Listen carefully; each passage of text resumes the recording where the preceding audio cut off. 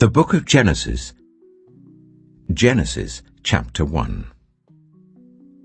In the beginning, God created the heavens and the earth. Now the earth was formless and empty. Darkness was over the surface of the deep, and the Spirit of God was hovering over the waters. And God said, "Let there be light." And there was light. God saw that the light was good, and he separated the light from the darkness. God called the light day, and the darkness he called night. And there was evening and there was morning, the first day. And God said, "Let there be a vault between the waters to separate water from water." So God made the vault and separated the water under the vault from the water above it. And it was so. God called the vault sky. And there was evening and there was morning, the second day. And God said, "Let the water under the sky be gathered to one place, and let dry ground appear." And it was so. God called the dry ground land, and the gathered waters he called seas. And God saw that it was good. Then God said, "Let the land produce vegetation, seed-bearing plants, and trees on the land that bear fruit with seed in it, according to their various kinds." And it was so.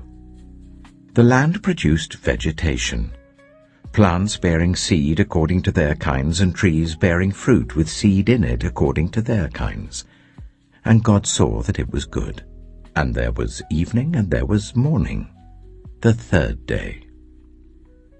And God said, "Let there be lights in the vault of the sky, to separate the day from the night, and let them serve as signs to mark sacred times and days and years. And let them be lights in the vault of the sky to give light on the earth." And it was so. God made two great lights, the greater light to govern the day, and the lesser light to govern the night. He also made the stars. God set them in the vault of the sky to give light on the earth, to govern the day and the night, and to separate light from darkness. And God saw that it was good. And there was evening, and there was morning, the fourth day. And God said, "Let the water teem with living creatures, and let birds fly above the earth, across the vault of the sky." So God created the great creatures of the sea, and every living thing with which the water teems, and that moves about in it, according to their kinds, and every winged bird according to its kind. And God saw that it was good. God blessed them and said, "Be fruitful, and increase in number, and fill the water in the seas, and let the birds increase on the earth." And there was evening, and there was morning, the fifth day. And God said, "Let the land produce living creatures according to their kinds, the livestock, the creatures that move along the ground, and the wild animals, each according to its kind." And it was so. God made the wild animals according to their kinds, the livestock according to their kinds, and all the creatures that move along the ground according to their kinds. And God saw that it was good. Then God said, "Let us make mankind in our image, in our likeness, so that they may rule over the fish in the sea and the birds in the sky, over the livestock and all the wild animals, and over all the creatures that move along the ground." So God created mankind in his own image. In the image of God he created them, male and female he created them. God blessed them and said to them, "Be fruitful and increase in number. Fill the earth and subdue it. Rule over the fish in the sea and the birds in the sky, and over every living creature that moves on the ground. Then God said, I give you every seed-bearing plant on the face of the whole earth, and every tree that has fruit with seed in it. They will be yours for food, and to all the beasts of the earth and all the birds in the sky and all the creatures that move along the ground, everything that has the breath of life in it, I give every green plant for food. And it was so. God saw all that he had made, and it was very good. And there was evening and there was morning, the sixth day. Genesis chapter 2. Thus the heavens and the earth were completed in all their vast array. By the seventh day, God had finished the work he had been doing. So on the seventh day he rested from all his work. Then God blessed the seventh day and made it holy, because on it he rested from all the work of creating that he had done. This is the account of the heavens and the earth when they were created, when the Lord God made the earth and the heavens. Now no shrub had yet appeared on the earth, and no plant had yet sprung up. For the Lord God had not sent rain on the earth, and there was no one to work the ground. But streams came up from the earth and watered the whole surface of the ground. Then the Lord God formed a man from the dust of the ground, and breathed into his nostrils the breath of life. And the man became a living being. Now the Lord God had planted a garden in the east, in Eden, and there he put the man he had formed. The Lord God made all kinds of trees grow out of the ground, trees that were pleasing to the eye and good for food. In the middle of the garden were the tree of life and the tree of the knowledge of good and evil. A river watering the garden flowed from Eden. From there it was separated into 4 headwaters. The name of the first is the Pishon. It winds through the entire land of Havilah, where there is gold. The gold of that land is good. Aromatic resin and onyx are also there. The name of the second river is the Gihon. It winds through the entire land of Cush. The name of the third river is the Tigris. It runs along the east side of Ashur, and the fourth river is the Euphrates. The Lord God took the man and put him in the Garden of Eden to work it and take care of it. And the Lord God commanded the man, You are free to eat from any tree in the garden, but you must not eat from the tree of the knowledge of good and evil, for when you eat from it, you will certainly die.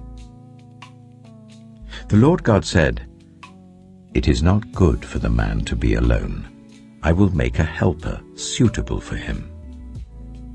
Now the Lord God had formed out of the ground all the wild animals and all the birds in the sky. He brought them to the man to see what he would name them, and whatever the man called each living creature, that was its name. So the man gave names to all the livestock, the birds in the sky, and all the wild animals. But for Adam no suitable helper was found. So the Lord God caused the man to fall into a deep sleep.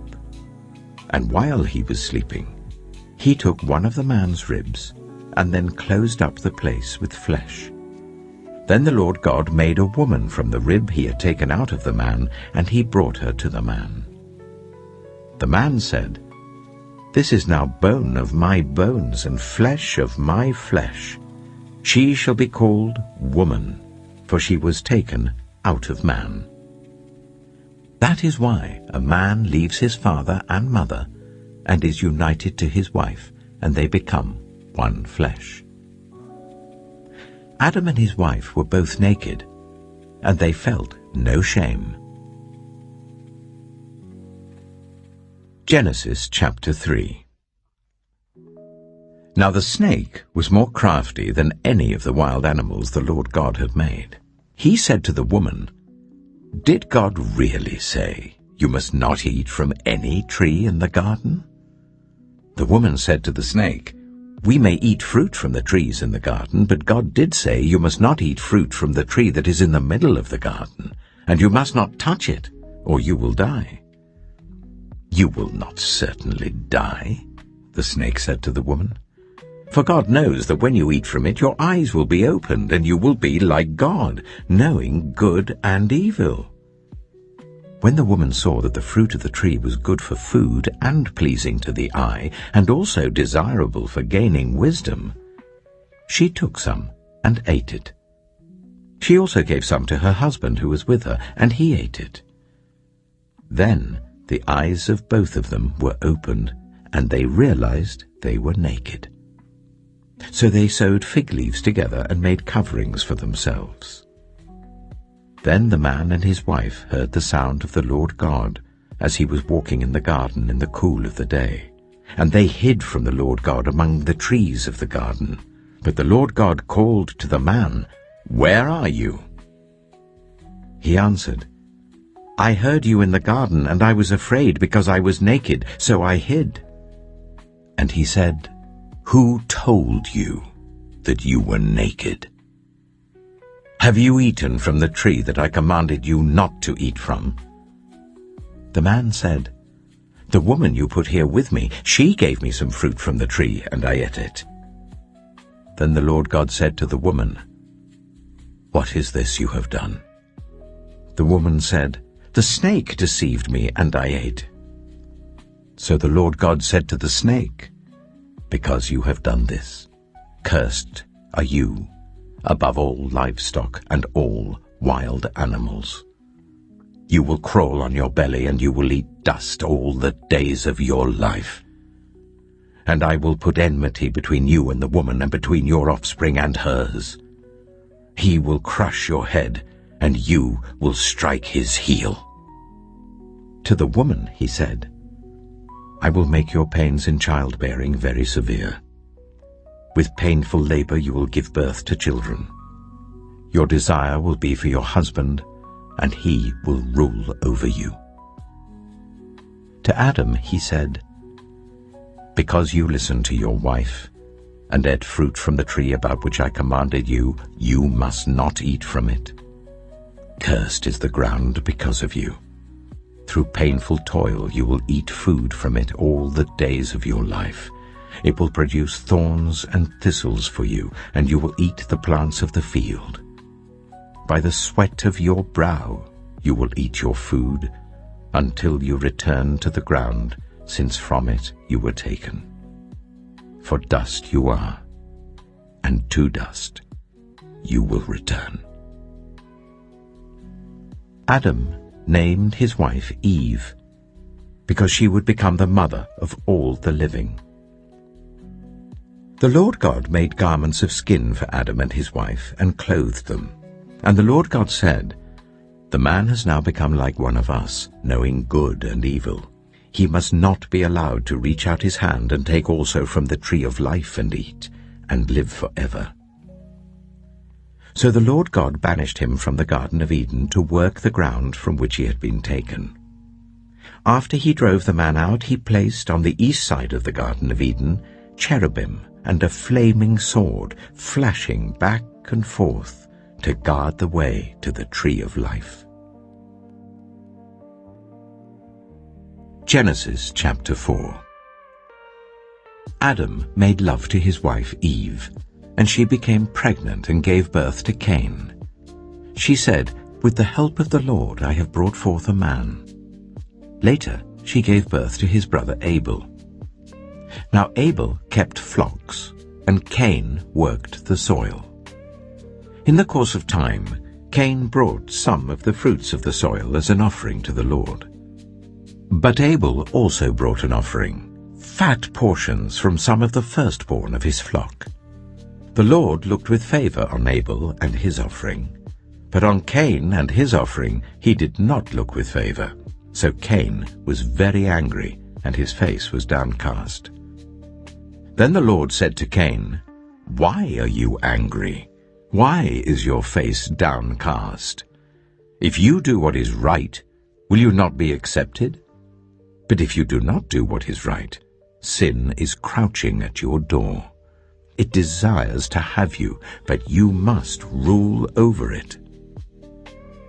Now Cain said to his brother Abel, "Let's go out to the field."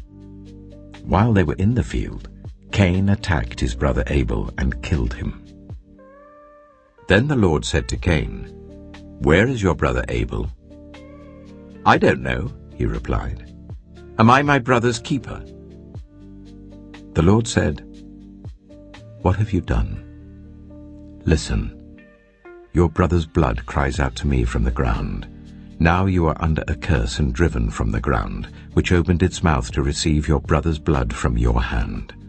When you work the ground, it will no longer yield its crops for you. You will be a restless wanderer on the earth."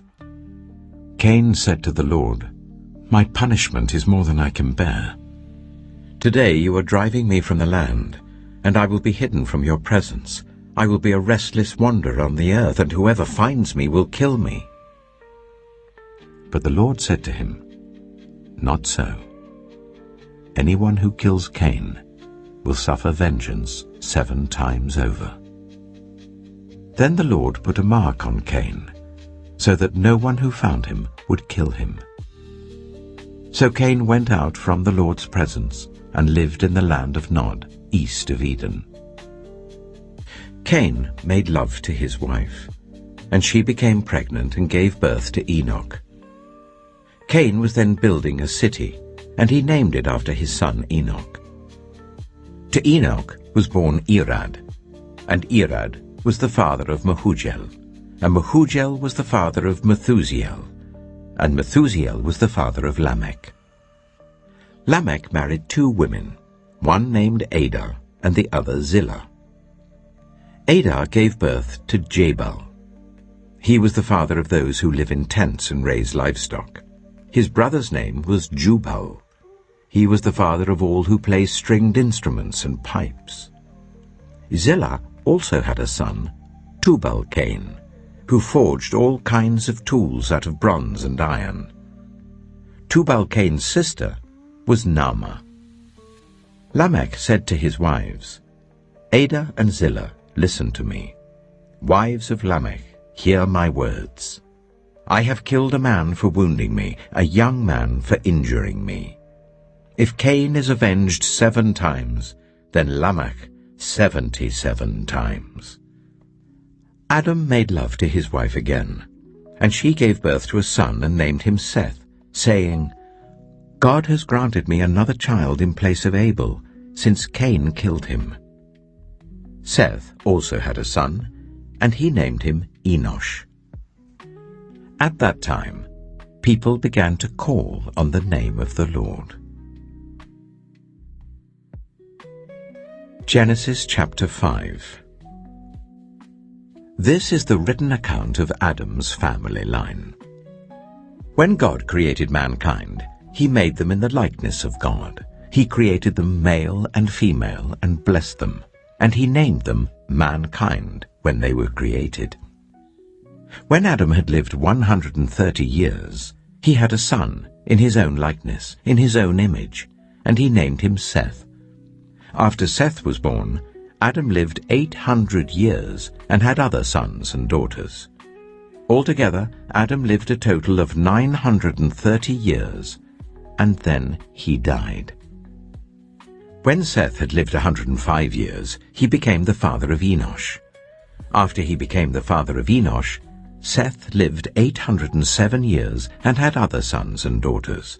Altogether, Seth lived a total of 912 years, and then he died. When Enosh had lived 90 years, he became the father of Kenan. After he became the father of Kenan, Enosh lived 815 years and had other sons and daughters. Altogether, Enosh lived a total of 905 years, and then he died. When Kenan had lived 70 years, he became the father of Mahalalel. After he became the father of Mahalalel, Kenan lived 840 years and had other sons and daughters. Altogether, Kenan lived a total of 910 years, and then he died. When Mahalalel had lived 65 years, he became the father of Jared. After he became the father of Jared, Mahalalel lived 830 years and had other sons and daughters. Altogether, Mahalalel lived a total of 895 years, and then he died. When Jared had lived 162 years, he became the father of Enoch. After he became the father of Enoch, Jared lived 800 years and had other sons and daughters. Altogether, Jared lived a total of 962 years, and then he died. When Enoch had lived 65 years, he became the father of Methuselah. After he became the father of Methuselah, Enoch walked faithfully with God 300 years and had other sons and daughters. Altogether, Enoch lived a total of 365 years. Enoch walked faithfully with God. Then he was no more, because God took him away.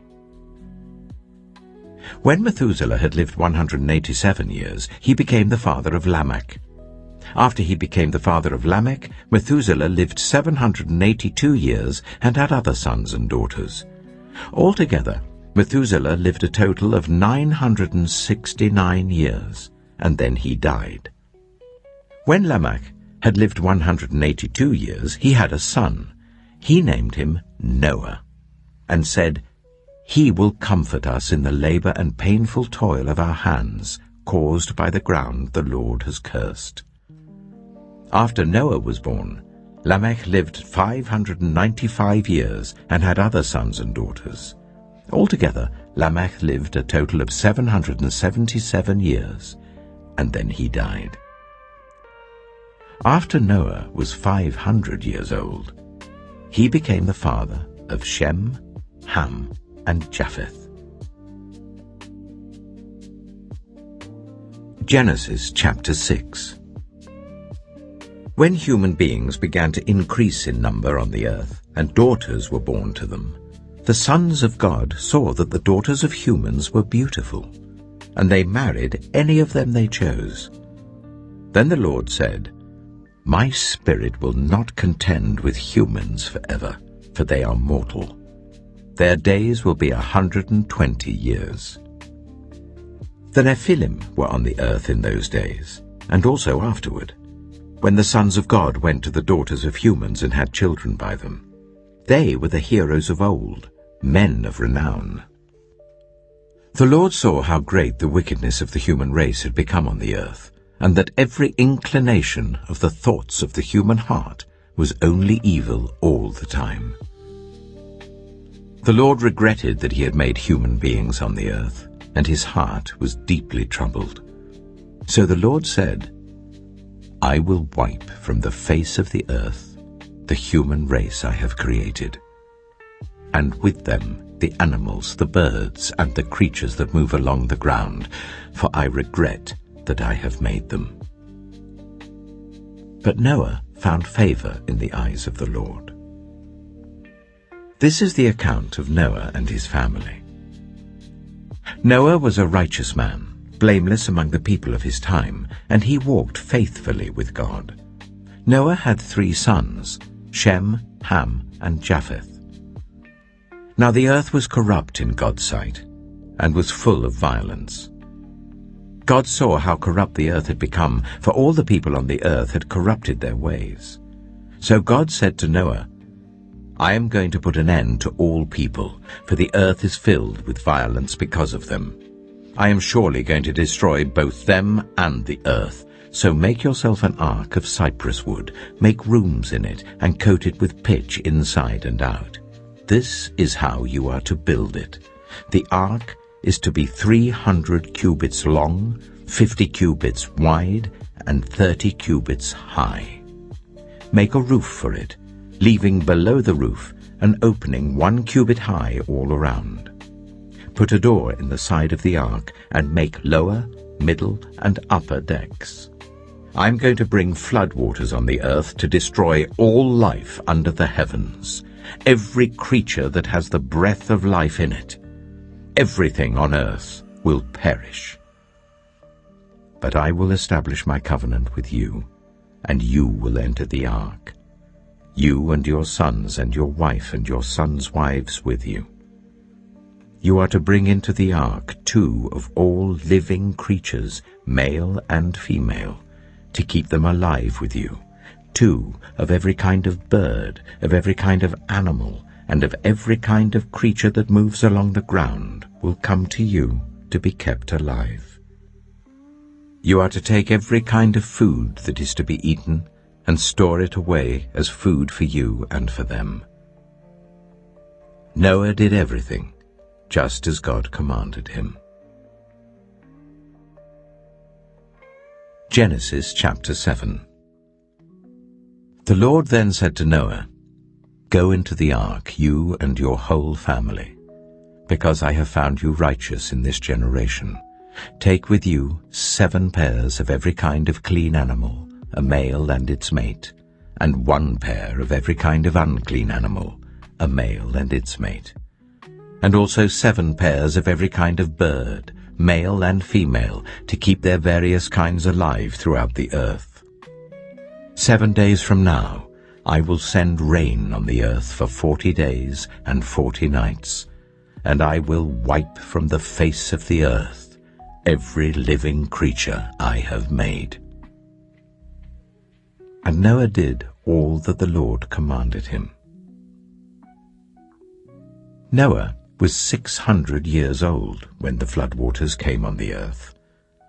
And Noah and his sons and his wife and his sons' wives entered the ark to escape the waters of the flood. Pairs of clean and unclean animals, of birds and of all the creatures that move along the ground, male and female, came to Noah and entered the ark as God had commanded Noah. And after the 7 days, the floodwaters came on the earth. In the 600th year of Noah's life, on the 17th day of the 2nd month, on that day, all the springs of the great deep burst forth, and the floodgates of the heavens were opened, and rain fell on the earth 40 days and 40 nights.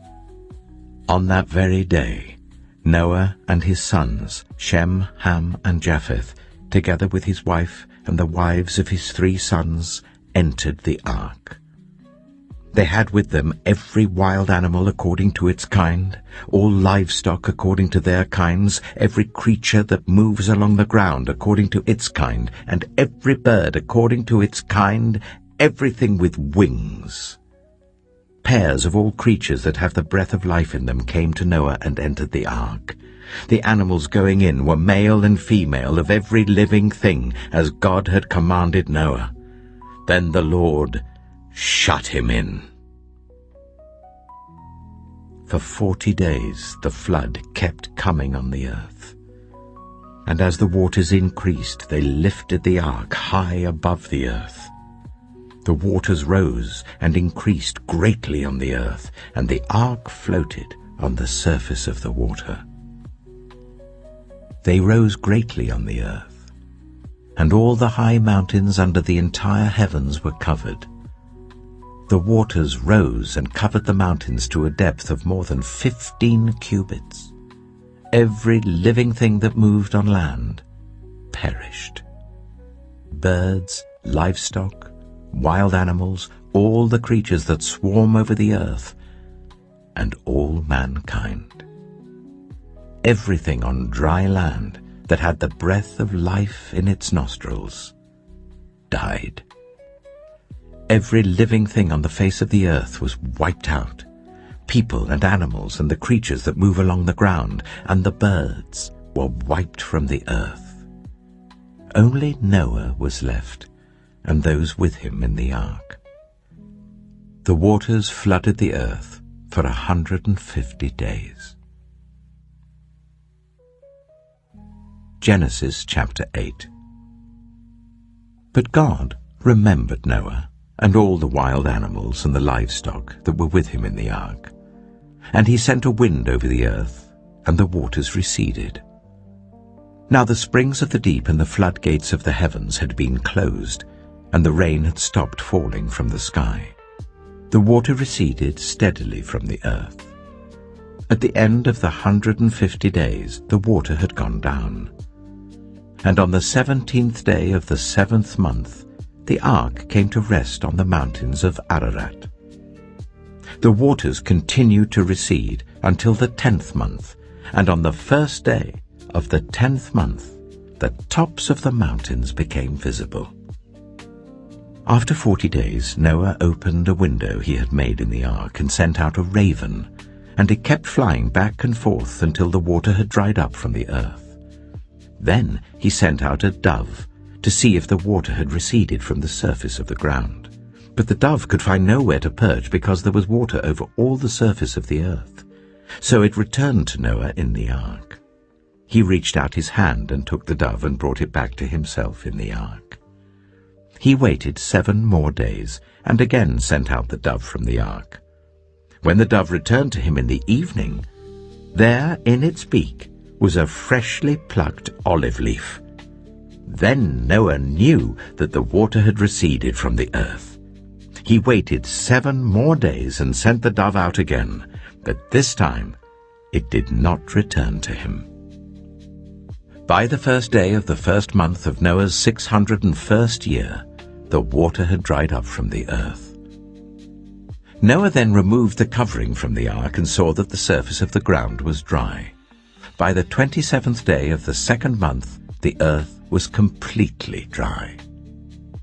Then God said to Noah, "Come out of the ark, you and your wife and your sons and their wives. Bring out every kind of living creature that is with you, the birds, the animals, and all the creatures that move along the ground, so they can multiply on the earth and be fruitful and increase in number on it." So Noah came out, together with his sons and his wife and his sons' wives. All the animals and all the creatures that move along the ground and all the birds, everything that moves on land, came out of the ark, one kind after another. Then Noah built an altar to the Lord, and taking some of all the clean animals and clean birds, he sacrificed burnt offerings on it. The Lord smelled the pleasing aroma and said in his heart, "Never again will I curse the ground because of humans, even though every inclination of the human heart is evil from childhood. And never again will I destroy all living creatures as I have done. As long as the earth endures, seed time and harvest, cold and heat, summer and winter, day and night, will never cease." Genesis chapter 9. Then God blessed Noah and his sons, saying to them, "Be fruitful and increase in number and fill the earth. The fear and dread of you will fall on all the beasts of the earth and on all the birds in the sky, on every creature that moves along the ground and on all the fish in the sea. They are given into your hands. Everything that lives and moves about will be food for you. Just as I gave you the green plants, I now give you everything. But you must not eat meat that has its lifeblood still in it. And for your lifeblood I will surely demand an accounting. I will demand an accounting from every animal, and from each human being too I will demand an accounting for the life of another human being. Whoever sheds human blood by humans, shall their blood be shed. For in the image of God has God made mankind. As for you, be fruitful and increase in number. Multiply on the earth and increase upon it." Then God said to Noah and to his sons with him, "I now establish my covenant with you and with your descendants after you, and with every living creature that was with you, the birds, the livestock, and all the wild animals, all those that came out of the ark with you, every living creature on earth. I establish my covenant with you. Never again will all life be destroyed, by the waters of a flood. Never again will there be a flood to destroy the earth. And God said, "This is the sign of the covenant I am making between me and you and every living creature with you, a covenant for all generations to come. I have set my rainbow in the clouds, and it will be the sign of the covenant between me and the earth. Whenever I bring clouds over the earth and the rainbow appears in the clouds, I will remember my covenant between me and you and all living creatures of every kind. Never again will the waters become a flood to destroy all life. Whenever the rainbow appears in the clouds, I will see it and remember the everlasting covenant between God and all living creatures of every kind on the earth." So God said to Noah, "This is the sign of the covenant I have established between me and all life on the earth." The sons of Noah who came out of the ark were Shem, Ham, and Japheth. Ham was the father of Canaan. These were the 3 sons of Noah, and from them came the people who were scattered over the whole earth. Noah, a man of the soil, proceeded to plant a vineyard. When he drank some of its wine, he became drunk and lay uncovered in his tent. Ham, the father of Canaan, saw his father naked and told his 2 brothers outside. But Shem and Japheth took a garment and laid it across their shoulders. Then they walked in backward and covered their father's naked body. Their faces were turned the other way, so that they would not see their father naked. When Noah awoke from his wine and found out what his youngest son had done to him, he said, "Cursed be Canaan. The lowest of slaves will he be to his brothers." He also said, "Praise be to the Lord, the God of Shem. May Canaan be the slave of Shem. May God extend Japheth's territory. May Japheth live in the tents of Shem, and may Canaan be the slave of Japheth." After the flood, Noah lived 350 years. Noah lived a total of 950 years, and then he died. Genesis chapter 10.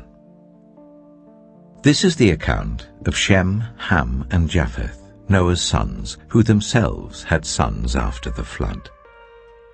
The sons of Japheth: Gomer, Magog, Madai, Javan, Tubal, Meshach, and Tiras.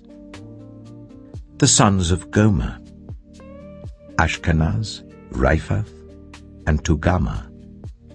The sons of Javan: Elisha, Tarshish, the Kittites, and the Rodanites. From these the maritime peoples spread out into their territories by their clans within their nations, each with its own language. The sons of Ham: Cush, Egypt, Put, and Canaan. The sons of Cush: Seba, Havilah, Sabta, Reamah, and Sabtika. The sons of Reamah: Sheba and Dedan. Cush was the father of Nimrod, who became a mighty warrior on the earth. He was a mighty hunter before the Lord. That is why it is said, like Nimrod, a mighty hunter before the Lord.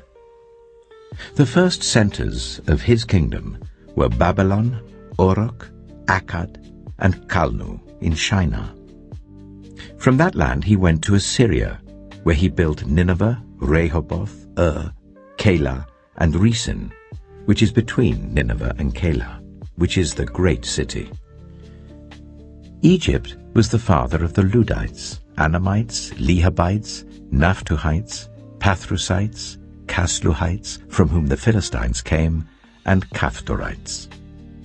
Canaan was the father of Sidon his firstborn, and of the Hittites, Jebusites, Amorites, Girgashites, Hivites, Archites, Sinites, Arvadites, Zemarites, and Hamathites. Later the Canaanites' clans scattered, And the borders of Canaan reached from Sidon towards Gerar as far as Gaza, and then toward Sodom, Gomorrah, Admah, and Zeboim as far as Lasha. These are the sons of Ham by their clans and languages, in their territories and nations. Sons were also born to Shem, whose older brother was Japheth. Shem was the ancestor of all the sons of Eber. The sons of Shem: Elam, Ashur, Arphaxad, Lud, and Aram. The sons of Aram: Az, Hul, Gether, and Meshech. Arphaxad was the father of Shelah, and Shelah the father of Eber. 2 sons were born to Eber. One was named Peleg, because in his time the earth was divided. His brother was named Joktan. Joktan was the father of Almodad, Sheleph, Hazamepheth, Jirah, Hadoram, Uzal, Dilah, Obal, Abimael, Sheba, Ophir, Havilah, and Jobab. All these were sons of Joktan. The region where they lived stretched from Mesha towards Sephah in the eastern hill country. These are the sons of Shem by their clans and languages, in their territories and nations. These are the clans of Noah's sons, according to their lines of descent within their nations. From these, the nations spread out over the earth after the flood. Genesis chapter 11. Now the whole world had one language and a common speech. As people moved eastward, they found a plain in Shinar and settled there. They said to each other, "Come, let's make bricks and bake them thoroughly." They used brick instead of stone and bitumen for mortar. Then they said, "Come, let us build ourselves a city with a tower that reaches to the heavens, so that we may make a name for ourselves. Otherwise we will be scattered over the face of the whole earth." But the Lord came down to see the city and the tower the people were building. The Lord said, "If as one people speaking the same language they have begun to do this, then nothing they plan to do will be impossible for them. Come, let us go down and confuse their language, so they will not understand each other."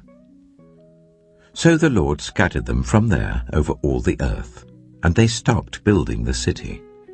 That is why it was called Babel, because there the Lord confused the language of the whole world. From there the Lord scattered them over the face of the whole earth. This is the account of Shem's family line. 2 years after the flood, when Shem was 100 years old, he became the father of Arphaxad. And after he became the father of Arphaxad, Shem lived 500 years and had other sons and daughters. When Arphaxad had lived 35 years, he became the father of Shelah. And after he became the father of Shelah, Arphaxad lived 403 years and had other sons and daughters. When Shelah had lived 30 years, he became the father of Eber. And after he became the father of Eber, Shelah lived 403 years and had other sons and daughters. When Eber had lived 34 years, he became the father of Peleg. And after he became the father of Peleg, Eber lived 430 years and had other sons and daughters. When Peleg had lived 30 years, he became the father of Reu. And after he became the father of Reu, Peleg lived 209 years and had other sons and daughters. When Reu had lived 32 years, he became the father of Serug. And after he became the father of Serug, Reu lived 207 years and had other sons and daughters. When Serug had lived 30 years, he became the father of Nahor. And after he became the father of Nahor, Serug lived 200 years and had other sons and daughters. When Nahor had lived 29 years, he became the father of Terah. And after he became the father of Terah, Nahor lived 119 years and had other sons and daughters. After Terah had lived 70 years, he became the father of Abram, Nahor, and Haran. This is the account of Terah's family line. Terah became the father of Abram, Nahor, and Haran. And Haran became the father of Lot. While his father Terah was still alive, Haran died in Ur of the Chaldeans in the land of his birth. Abram and Nahor both married. The name of Abram's wife was Sarai, and the name of Nahor's wife was Milcah. She was the daughter of Haran, the father of both Milcah and Iscah. Now Sarai was childless because she was not able to conceive. Terah took his son Abram, his grandson Lot, son of Haran, and his daughter-in-law Sarai, the wife of his son Abram, and together they set out from Ur of the Chaldeans to go to Canaan. But when they came to Haran, they settled there. Terah lived 205 years, and he died in Haran. Genesis chapter 12. The Lord had said to Abram, "Go from your country, your people and your father's household, to the land I will show you. I will make you into a great nation, and I will bless you. I will make your name great, and you will be a blessing. I will bless those who bless you, and whoever curses you I will curse, and all peoples on earth will be blessed through you." So Abram went as the Lord had told him, and Lot went with him. Abram was 75 years old when he set out from Haran. He took his wife Sarai, his nephew Lot, all the possessions they had accumulated, and the people they had acquired in Haran, and they set out for the land of Canaan, and they arrived there. Abram travelled through the land as far as the site of the great tree of Moreh at Shechem. At that time the Canaanites were in the land. The Lord appeared to Abram and said, "To your offspring I will give this land." So he built an altar there to the Lord who had appeared to him. From there he went on toward the hills east of Bethel and pitched his tent, with Bethel on the west and Ai on the east.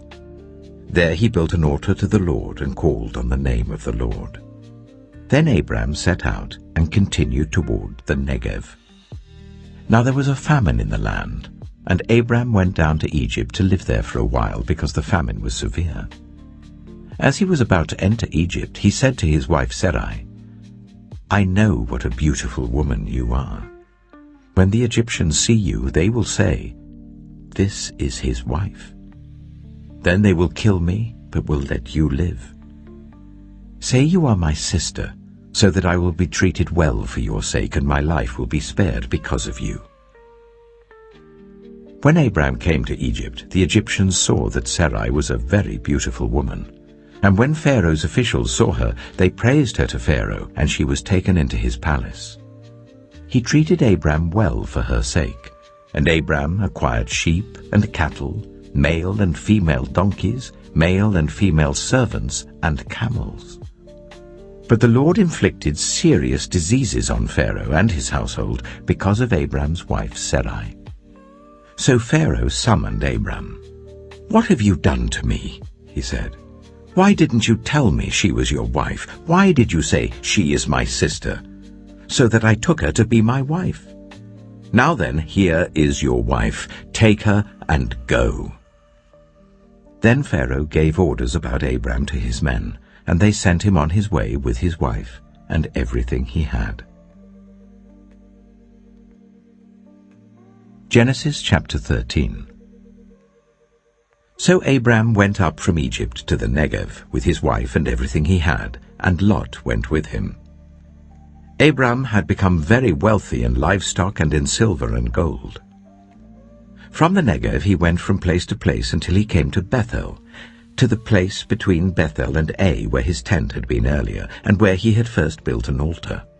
There Abram called on the name of the Lord.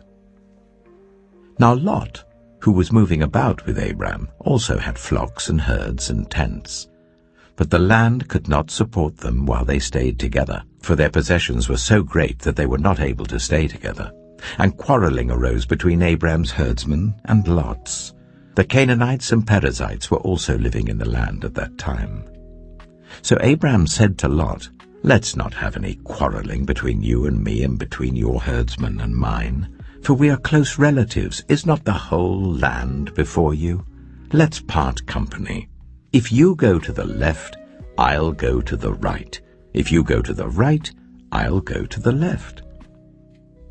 Lot looked around and saw that the whole plain of the Jordan toward Zoar was well watered, like the garden of the Lord, like the land of Egypt. This was before the Lord destroyed Sodom and Gomorrah. So Lot chose for himself the whole plain of the Jordan and set out toward the east. The two men parted company. Abram lived in the land of Canaan, while Lot lived among the cities of the plain and pitched his tents near Sodom. Now the people of Sodom were wicked and were sinning greatly against the Lord. The Lord said to Abram, after Lot had parted from him, "Look around from where you are to the north and south, to the east and west. All the land that you see, I will give to you and your offspring forever. I will make your offspring like the dust of the earth, so that if anyone could count the dust, then your offspring could be counted. Go, walk through the length and breadth of the land, for I am giving it to you." So Abram went to live near the great trees of Mamre at Hebron, where he pitched his tents. There he built an altar to the Lord. Genesis chapter 14. At the time when Amraphel was king of Shinar, Arioch, king of Elasar, Kedorlaomer, king of Elam, and Tidal, king of Goyim, these kings went to war against Bera, king of Sodom, Bersha, king of Gomorrah, Shinab, king of Admah, Shemeba, king of Zeboim, and the king of Bela, that is Zoar. All these latter kings joined forces in the valley of Siddim, that is the Dead Sea Valley. For 12 years they had been subject to Kedorlaomer, but in the 13th year they rebelled. In the 14th year, Kedorlaomer and the kings allied with him went out and defeated the Rephaites in Ashtaroth-Karnaim, the Zuzites in Ham, the Emites in Sheva, Kiriathaim, and the Horites in the hill country of Seir as far as El-Paran, near the desert. Then they turned back and went to En-Mishpat, that is Kadesh, and they conquered the whole territory of the Amalekites, as well as the Amorites who were living in Hazazon-Tamar. Then the king of Sodom, the king of Gomorrah, the king of Admah, the king of Zeboim, and the king of Bela, that is Zoar, marched out and drew up their battle lines in the valley of Siddim against Kedorlaomer, king of Elam, Tidal, king of Goim, Amraphel, king of Shinar, and Arioch, king of Elasar, 4 kings against 5. Now the valley of Siddim was full of tar pits, and when the kings of Sodom and Gomorrah fled, some of the men fell into them, and the rest fled to the hills. The 4 kings seized all the goods of Sodom and Gomorrah and all their food. Then they went away. They also carried off Abram's nephew, Lot, and his possessions, since he was living in Sodom. A man who had escaped came and reported this to Abram the Hebrew. Now Abram was living near the great trees of Mamre the Amorite, a brother of Eshcol and Ane, all of whom were allied with Abram. When Abram heard that his relative had been taken captive, he called out 318 trained men born in his household, and went in pursuit as far as Dan. During the night, Abram divided his men to attack them, and he routed them, pursuing them as far as Hobah, north of Damascus. He recovered all the goods and brought back his relative Lot and his possessions, together with the women and the other people. After Abram returned from defeating Kedorlaomer and the kings allied with him, the king of Sodom came out to meet him in the valley of Shaveh, that is the king's valley. Then Melchizedek, king of Salem, brought out bread and wine. He was priest of God Most High, and he blessed Abram, saying, "Blessed be Abram by God Most High, creator of heaven and earth. and praise be to God Most High, who delivered your enemies into your hand." Then Abram gave him 1/10 of everything. The king of Sodom said to Abram, "Give me the people and keep the goods for yourself." But Abram said to the king of Sodom, "With raised hand I have sworn an oath to the Lord, God Most High, creator of heaven and earth, that I will accept nothing belonging to you, not even a thread or the strap of a sandal, so that you will never be able to say, 'I made Abram rich.' I will accept nothing but what my men have eaten and the share that belongs to the men who went with me, to Ane, Eshcol, and Mamre. Let them have their share." Genesis chapter 15. After this, the word of the Lord came to Abram in a vision. "Do not be afraid, Abram. I am your shield, your very great reward." But Abram said, "Sovereign Lord, what can you give me since I remain childless? And the one who will inherit my estate is Eliezer of Damascus." And Abram said, "You have given me no children, so a servant in my household will be my heir." Then the word of the Lord came to him, "This man will not be your heir, but a son who is your own flesh and blood will be your heir." He took him outside and said, "Look up at the sky and count the stars, if indeed you can count them." Then he said to him, "So shall your offspring be." Abram believed the Lord, and he credited to him as righteousness. He also said to him, "I am the Lord, who brought you out of Ur of the Chaldeans, to give you this land to take possession of it." But Abram said, "Sovereign Lord, how can I know that I will gain possession of it?" So the Lord said to him, "Bring me a heifer, a goat, and a ram, each 3 years old, along with a dove and a young pigeon." Abram brought all these to him, cut them in two, and arranged the halves opposite each other. The birds, however, he did not cut in half. Then birds of prey came down on the carcasses, but Adam drove them away. As the sun was setting, Abram fell into a deep sleep, and a thick and dreadful darkness came over him. Then the Lord said to him, "Know for certain that for 400 years your descendants will be strangers in a country not their own, and that they will be enslaved and ill-treated there. But I will punish the nation they serve as slaves, and afterward they will come out with great possessions. You, however, will go to your ancestors in peace and be buried at a good old age. In the 4th generation, your descendants will come back here, for the sin of the Amorites has not yet reached its full measure." When the sun had set and darkness had fallen, a smoking brazier with a blazing torch appeared and passed between the pieces. On that day the Lord made a covenant with Abram and said, "To your descendants I give this land, from the Wadi of Egypt to the great river, the Euphrates, the land of the Kenites, Kenizzites, Cadmonites, Hittites, Perizzites, Rephaites, Amorites, Canaanites, Girgashites, and Jebusites." Genesis chapter 16. Now Sarai, Abram's wife, had borne him no children, but she had an Egyptian slave named Hagar. So she said to Abram, "The Lord has kept me from having children. Go, sleep with my slave. Perhaps I can build a family through her." Abram agreed to what Sarai said. So after Abraham had been living in Canaan 10 years, Sarai his wife took her Egyptian slave Hagar and gave her to her husband to be his wife. He slept with Hagar, and she conceived. When she knew she was pregnant, she began to despise her mistress. Then Sarai said to Abram, "You are responsible for the wrong I'm suffering. I put my slave in your arms, and now that she knows she is pregnant, she despises me. May the Lord judge between you and me." "Your slave is in your hands," Abram said. "Do with her whatever you think best." Then Sarai ill-treated Hagar, so she fled from her.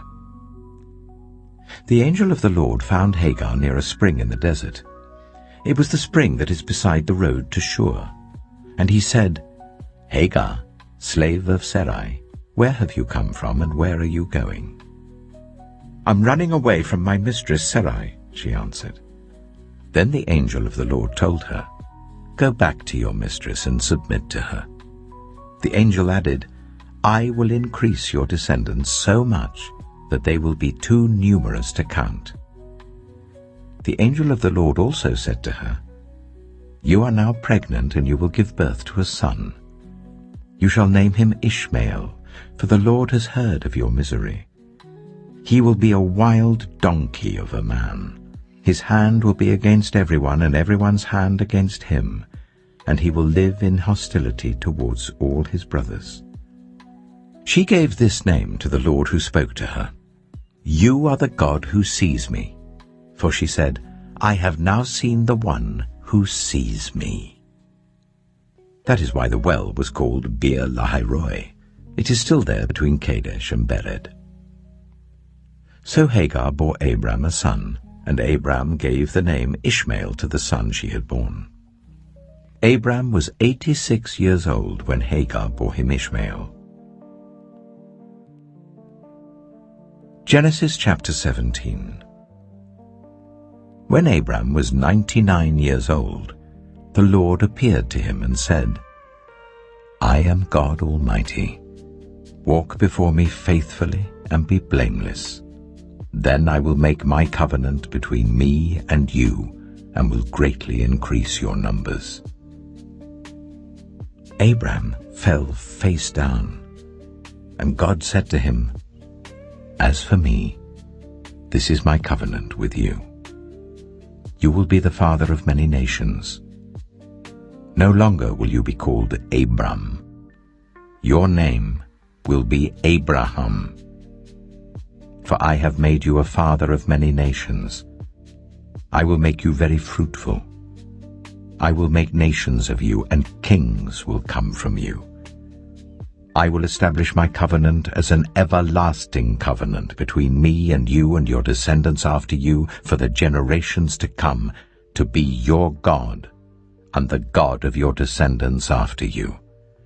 The whole land of Canaan, where you now reside as a foreigner, I will give as an everlasting possession to you and your descendants after you, and I will be their God." Then God said to Abraham, "As for you, you must keep my covenant, you and your descendants after you for the generations to come.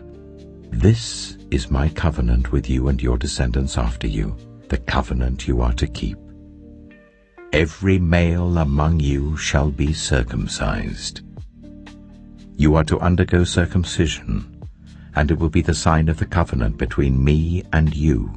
For the generations to come, every male among you who is 8 days old must be circumcised, including those born in your household or bought with money from a foreigner. Those who are not your offspring, whether born in your household or bought with your money, they must be circumcised. My covenant in your flesh is to be an everlasting covenant. Any uncircumcised male who has not been circumcised in the flesh will be cut off from his people. He has broken my covenant." God also said to Abraham, "As for Sarai your wife, you are no longer to call her Sarai. Her name will be Sarah.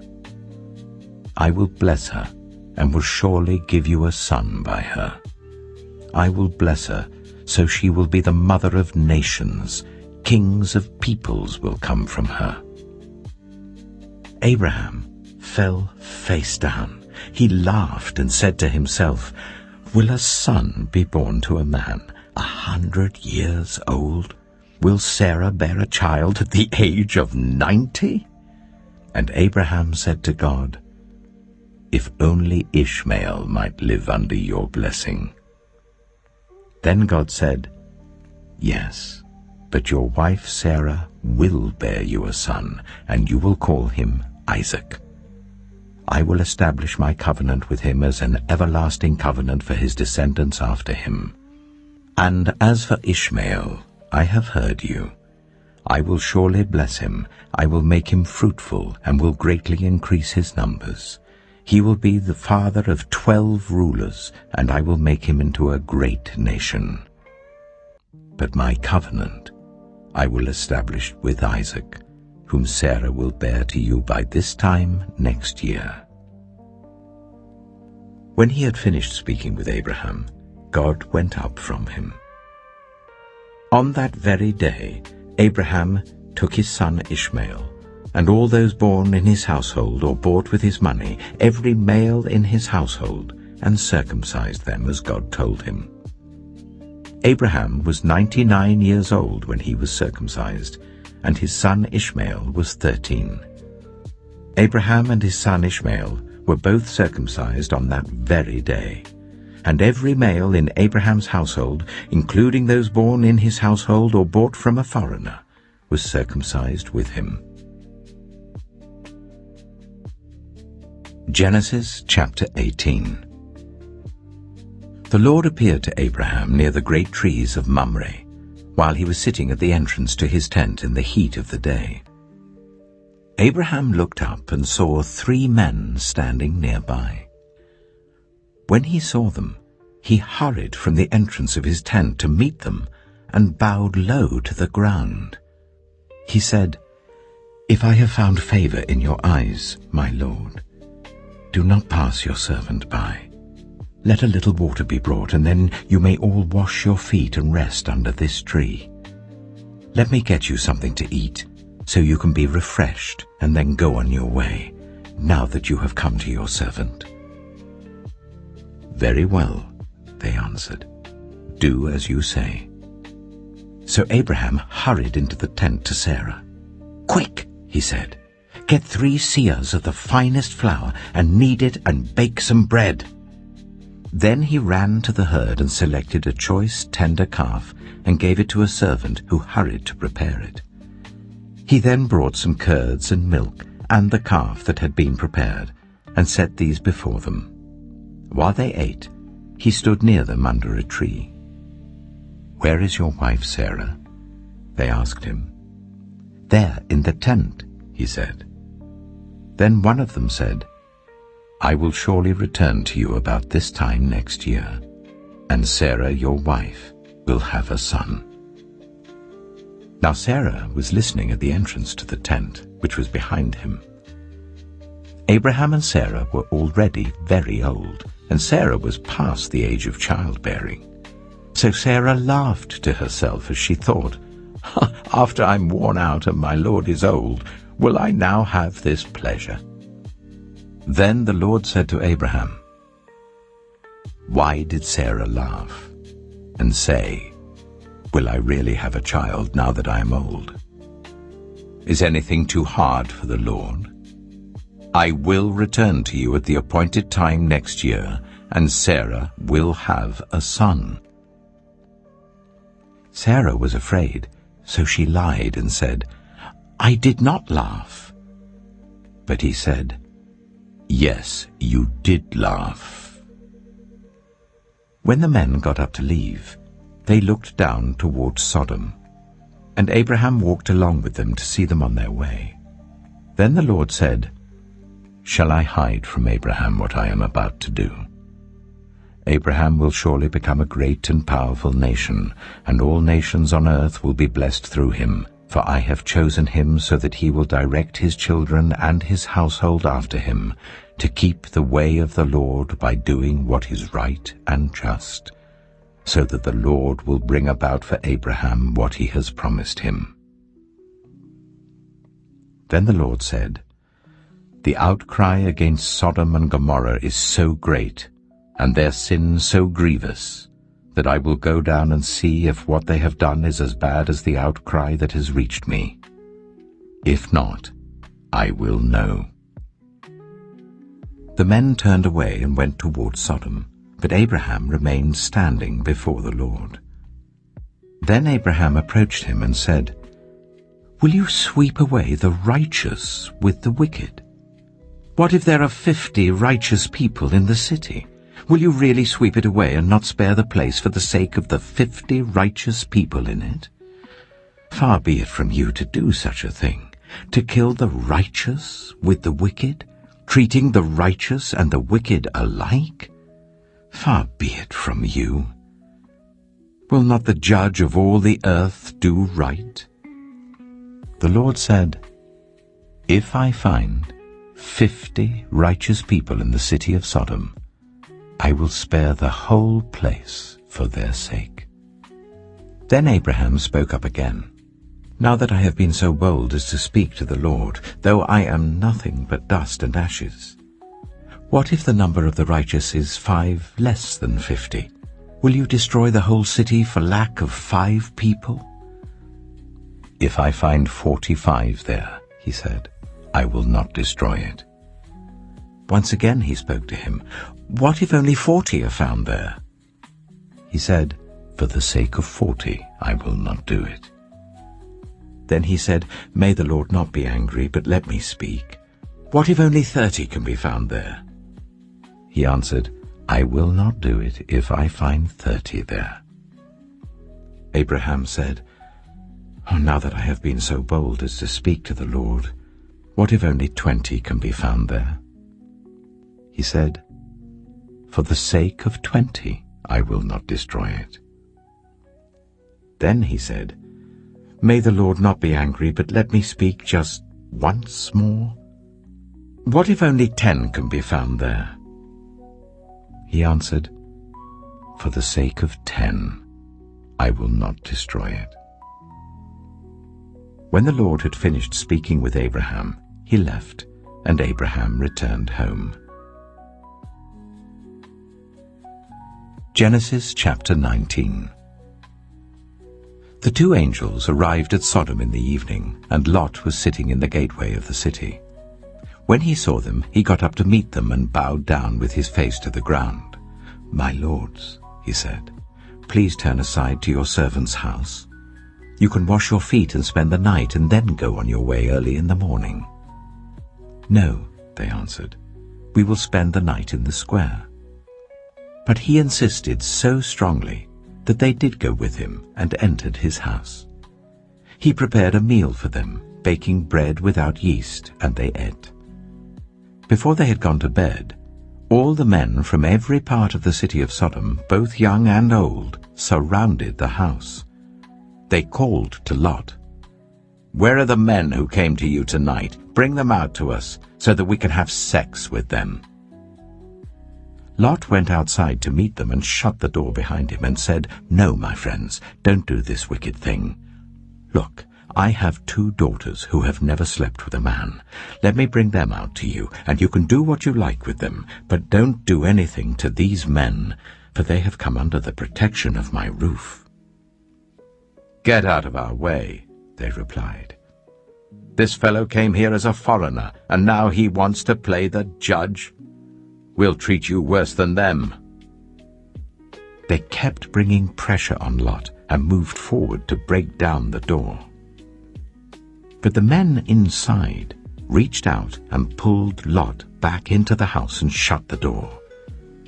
Then they struck the men who were at the door of the house, young and old, with blindness, so that they could not find the door. The 2 men said to Lot, "Do you have anyone else here? Sons-in-law, sons or daughters, or anyone else in the city who belongs to you? Get them out of here, because we are going to destroy this place. The outcry to the Lord against its people is so great that he has sent us to destroy it." So Lot went out and spoke to his sons-in-law who were pledged to marry his daughters. He said, "Hurry and get out of this place, because the Lord is about to destroy the city." But his sons-in-law thought he was joking. With the coming of dawn, the angels urged Lot, saying, "Hurry! Take your wife and your 2 daughters who are here, or you will be swept away when the city is punished." When he hesitated, the men grasped his hand and the hands of his wife and of his 2 daughters and led them safely out of the city, for the Lord was merciful to them. As soon as they had brought them out, one of them said, "Flee for your lives. Don't look back. And don't stop anywhere in the plain. Flee to the mountains, or you will be swept away." But Lot said to them, "No, my lords, please.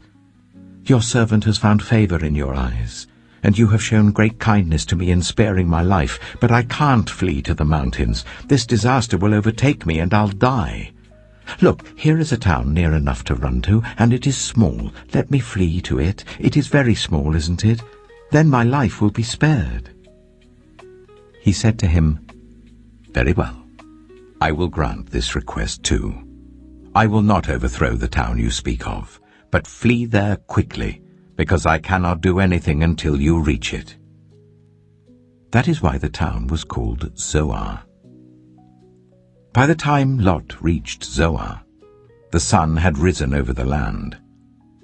Then the Lord rained down burning sulfur on Sodom and Gomorrah, from the Lord out of the heavens.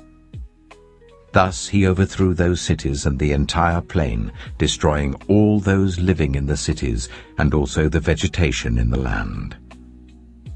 But Lot's wife looked back, and she became a pillar of salt.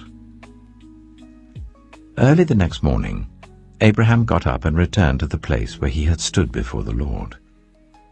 He looked down toward Sodom and Gomorrah, toward all the land of the plain, and he saw dense smoke rising from the land like smoke from a furnace. So when God destroyed the cities of the plain, he remembered Abraham, and he brought Lot out of the catastrophe that overthrew the cities where Lot had lived.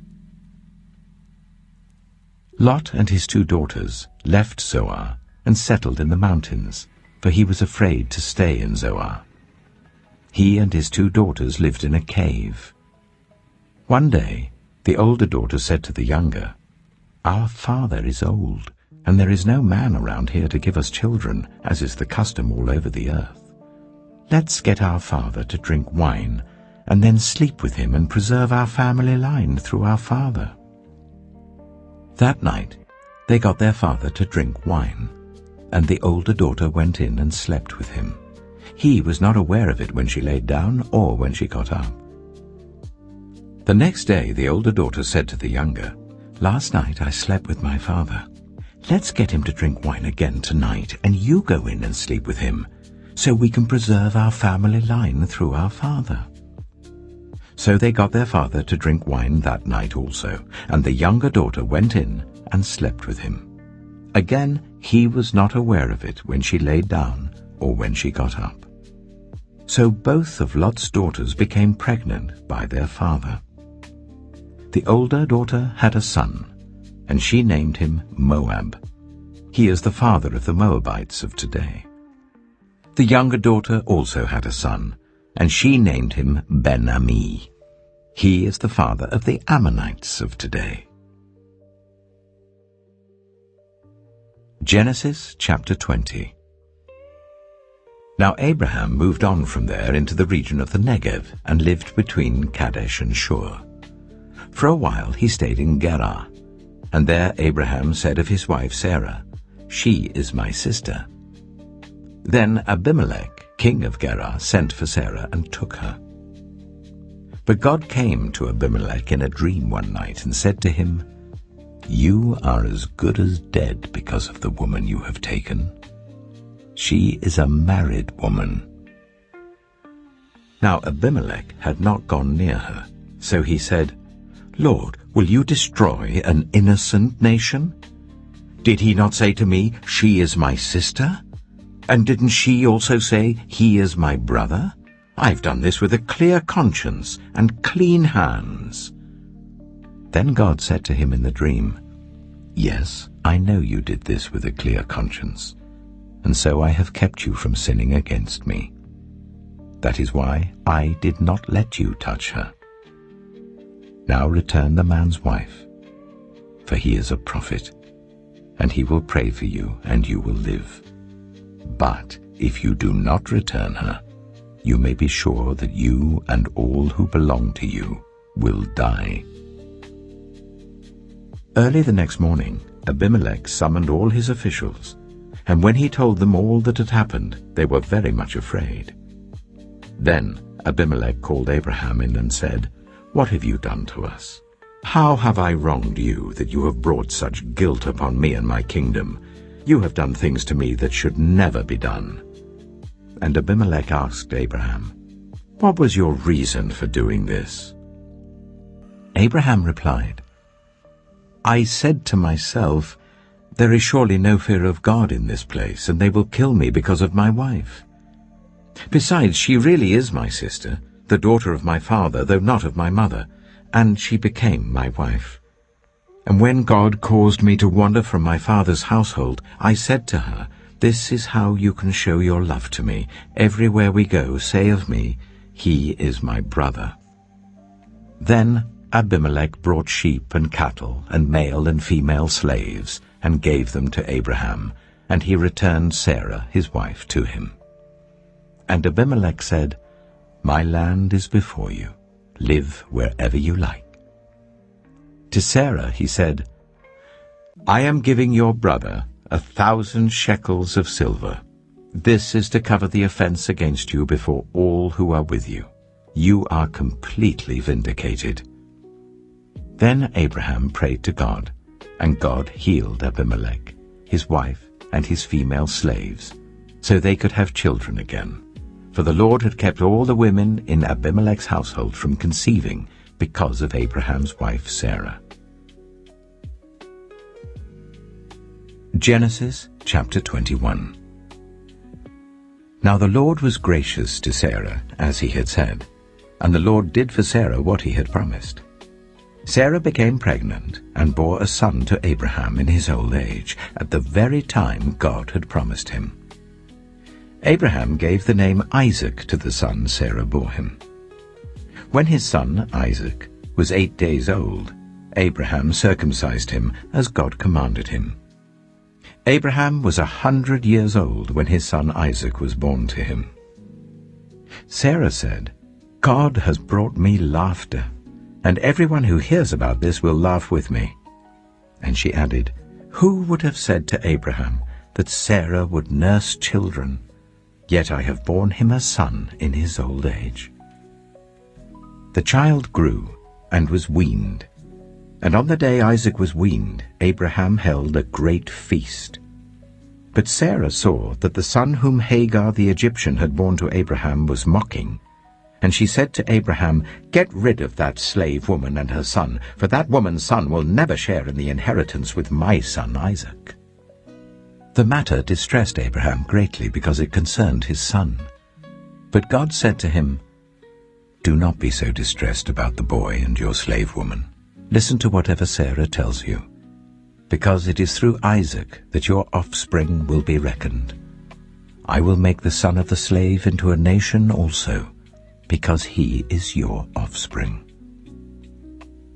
Early the next morning, Abraham took some food and a skin of water and gave them to Hagar. He set them on her shoulders and then sent her off with the boy. She went on her way and wandered in the desert of Beersheba.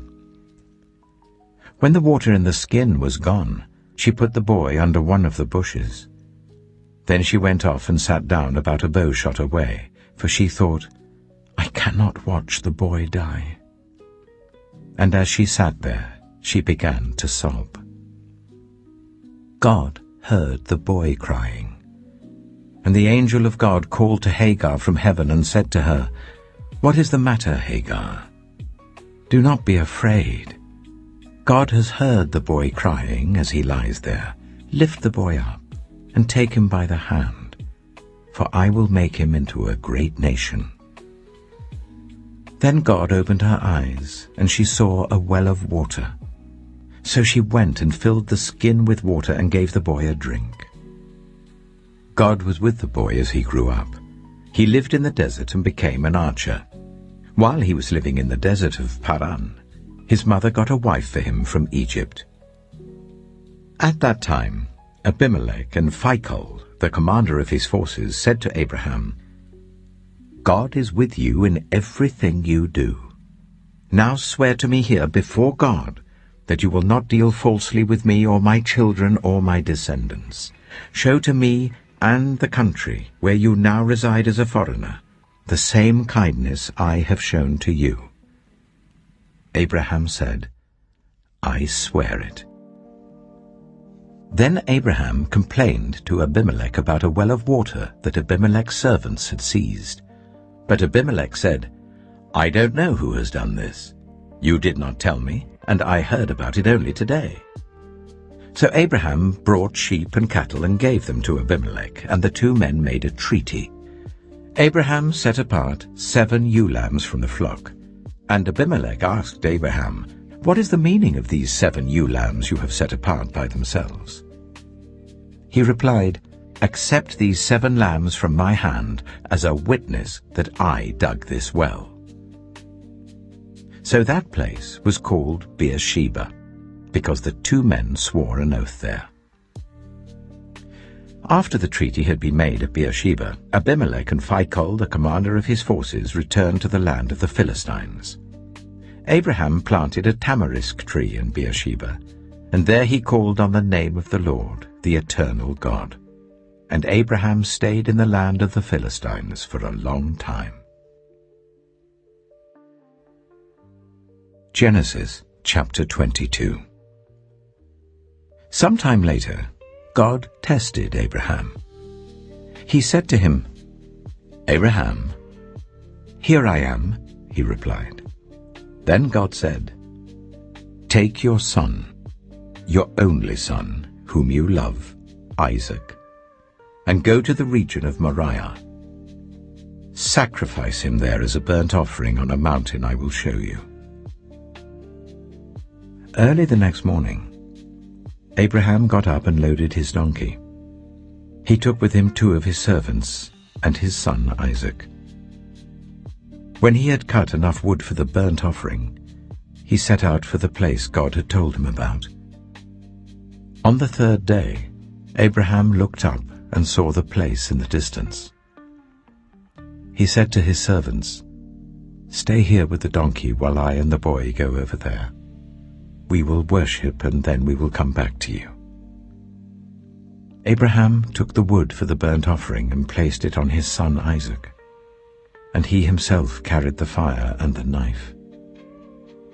As the 2 of them went on together, Isaac spoke up and said to his father Abraham, "Father?" "Yes, my son," Abraham replied. "The fire and wood are here," Isaac said. "But where is the lamb for the burnt offering?" Abraham answered, "God himself will provide the lamb for the burnt offering, my son."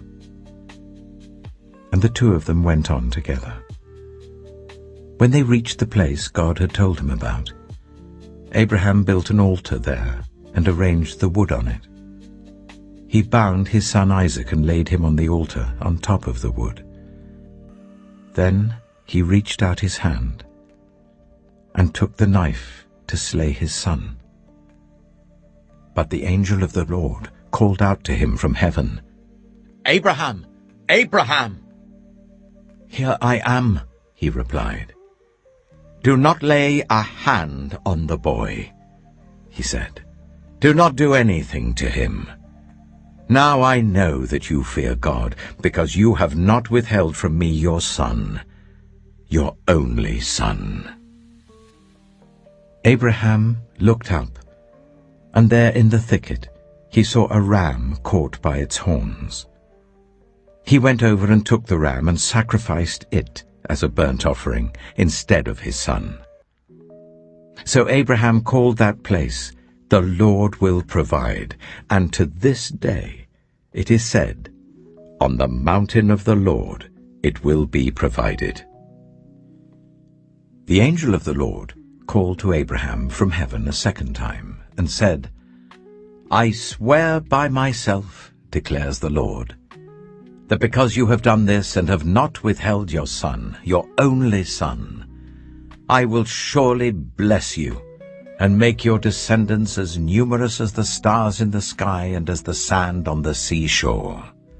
Your descendants will take possession of the cities of their enemies, and through your offspring all nations on earth will be blessed, because you have obeyed me."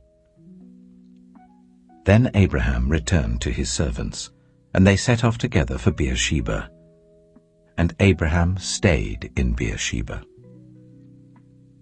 Sometime later, Abraham was told, "Milcah is also a mother. She has borne sons to your brother Nahor. Uz the firstborn, Buz his brother, Kemuel the father of Aram, Kesed, Hazo, Pildash, Jiplaph, and Bethuel. Bethuel became the father of Rebekah. Milcah bore these 8 sons to Abraham's brother Nahor. His concubine, whose name was Rumah, also had sons, Tebah, Gaham, Tahash, and Maacah. Genesis chapter 23. Sarah lived to be 127 years old. She died at Kiriath-arba, that is Hebron, in the land of Canaan. And Abraham went to mourn for Sarah and to weep over her. Then Abraham rose from beside his dead wife and spoke to the Hittites. He said, "I am a foreigner and stranger among you. Sell me some property for a burial site here, so I can bury my dead." The Hittites replied to Abraham, "Sir, listen to us. You are a mighty prince among us. Bury your dead in the choicest of our tombs. None of us will refuse you his tomb for burying your dead." Then Abraham rose and bowed down before the people of the land, the Hittites. He said to them, "If you are willing to let me bury my dead, then listen to me and intercede with Ephron, son of Zohar, on my behalf. So he will sell me the cave of Machpelah, which belongs to him and is at the end of his field. Ask him to sell it to me for the full price as a burial site among you." Ephron the Hittite was sitting among his people, and he replied to Abraham in the hearing of all the Hittites who had come to the gate of his city. "No, my lord," he said, "listen to me. I give you the field, and I give you the cave that is in it. I give it to you in the presence of my people. Bury your dead." Again Abraham bowed down before the people of the land, and he said to Ephron in their hearing, "Listen to me. If you will, I will pay the price of the field. Accept it from me, so I can bury my dead there." Ephron answered Abraham, "Listen to me, my lord. The land is worth 400 shekels of silver. But what is that between you and me? Bury your dead." Abraham agreed to Ephron's terms, and weighed out for him the price he had named in the hearing of the Hittites, 400 shekels of silver, according to the weight current among the merchants. So Ephron's field in Machpelah, near Mamre, both the field and the cave in it, and all the trees within the borders of the field, was legally made over to Abraham as his property, in the presence of all the Hittites who had come to the gate of the city. Afterwards Abraham buried his wife Sarah in the cave in the field of Machpelah, near Mamre, which is at Hebron, in the land of Canaan. So the field and the cave in it were legally made over to Abraham by the Hittites as a burial site. Genesis chapter 24. Abraham was now very old, and the Lord had blessed him in every way. He said to the senior servant in his household, the one in charge of all that he had, "Put your hand under my thigh. I want you to swear by the Lord, the God of heaven and the God of earth, that you will not get a wife for my son from the daughters of the Canaanites, among whom I am living, but will go to my country and my own relatives and get a wife for my son Isaac." The servant asked him, "What if the woman is unwilling to come back with me to this land? Shall I then take your son back to the country you came from?" "Make sure that you do not take my son back there," Abraham said. "The Lord, the God of heaven, who brought me out of my father's household and my native land, and who spoke to me and promised me on oath, saying, 'To your offspring I will give this land,' he will send his angel before you, so that you can get a wife for my son from there. If the woman is unwilling to come back with you, then you will be released from this oath of mine. Only do not take my son back there." So the servant put his hand under the thigh of his master Abraham, and swore an oath to him concerning this matter. Then the servant left, taking with him 10 of his master's camels, loaded with all kinds of good things from his master. He set out for Aram Naharaim, and made his way to the town of Nahor. He made the camels kneel down near the well outside the town. It was toward evening, the time the women go out to draw water. Then he prayed, "Lord, God of my master Abraham, make me successful today and show kindness to my master Abraham. See, I am standing beside this spring, and the daughters of the townspeople are coming out to draw water.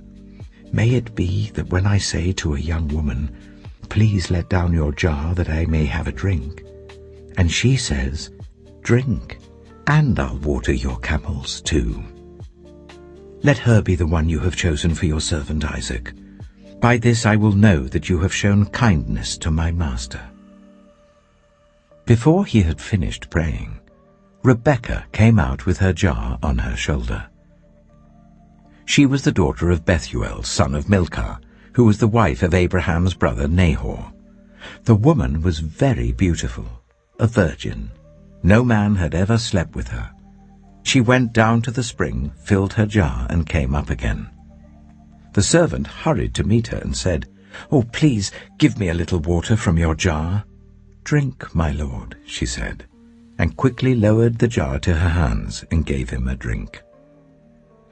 After she had given him a drink, she said, "I'll draw water for your camels too, until they've had enough to drink."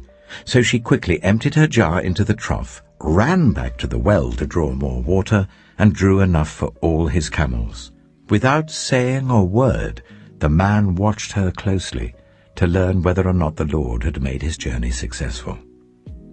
When the camels had finished drinking, the man took out a gold nose ring weighing a beaker and 2 gold bracelets weighing 10 shekels. Then he asked, "Whose daughter are you? Please tell me, is there room in your father's house for us to spend the night?" She answered him, "I am the daughter of Bethuel, the son that Milcah bore to Nahor." And she added, "We have plenty of straw and fodder, as well as room for you to spend the night." Then the man bowed down and worshipped the Lord, saying, "Praise be to the Lord, the God of my master Abraham, who has not abandoned his kindness and faithfulness to my master. As for me, the Lord has led me on the journey to the house of my master's relatives." The young woman ran and told her mother's household about these things. Now Rebekah had a brother named Laban, and he hurried out to the man at the spring. As soon as he had seen the nose ring and the bracelets on his sister's arms, and had heard Rebekah tell what the man had said to her, he went out to the man and found him standing by the camels near the spring. "Come, you who are blessed by the Lord," he said. "Why are you standing out here? I have prepared the house and a place for the camels." So the man went to the house, and the camels were unloaded. Straw and fodder were brought for the camels, and water for him and his men to wash their feet. Then food was set before him. But he said, "I will not eat until I have told you what I have to say." "Then tell us," Laban said. So he said, "I am Abraham's servant. The Lord has blessed my master abundantly, and he has become wealthy. He has given him sheep and cattle, silver and gold, male and female servants, and camels and donkeys. My master's wife, Sarah, has borne him a son in her old age, and he has given him everything he owns. And my master made me swear an oath and said, "You must not get a wife for my son from the daughters of the Canaanites in whose land I live, but go to my father's family, to my own clan, and get a wife for my son." Then I asked my master, "What if the woman will not come back with me?" He replied, "The Lord before whom I have walked faithfully will send his angel with you and make your journey a success, so that you can get a wife for my son, from my own clan and from my father's family. You will be released from my oath if, when you go to my clan, they refuse to give her to you. Then you will be released from my oath." When I came to the spring today, I said, "Lord, God of my master Abraham, if you will, please grant success to the journey on which I have come. See, I am standing beside this spring. If a young woman comes out to draw water, and I say to her, 'Please let me drink a little water from your jar,' and if she says to me, 'Drink, and I'll draw water for your camels too,' let her be the one the Lord has chosen for my master's son." Before I finished praying in my heart, Rebekah came out with her jar on her shoulder. She went down to the spring and drew water, and I said to her, "Please give me a drink." She quickly lowered her jar from her shoulder and said, "Drink, and I'll water your camels too." So I drank, and she watered the camels also.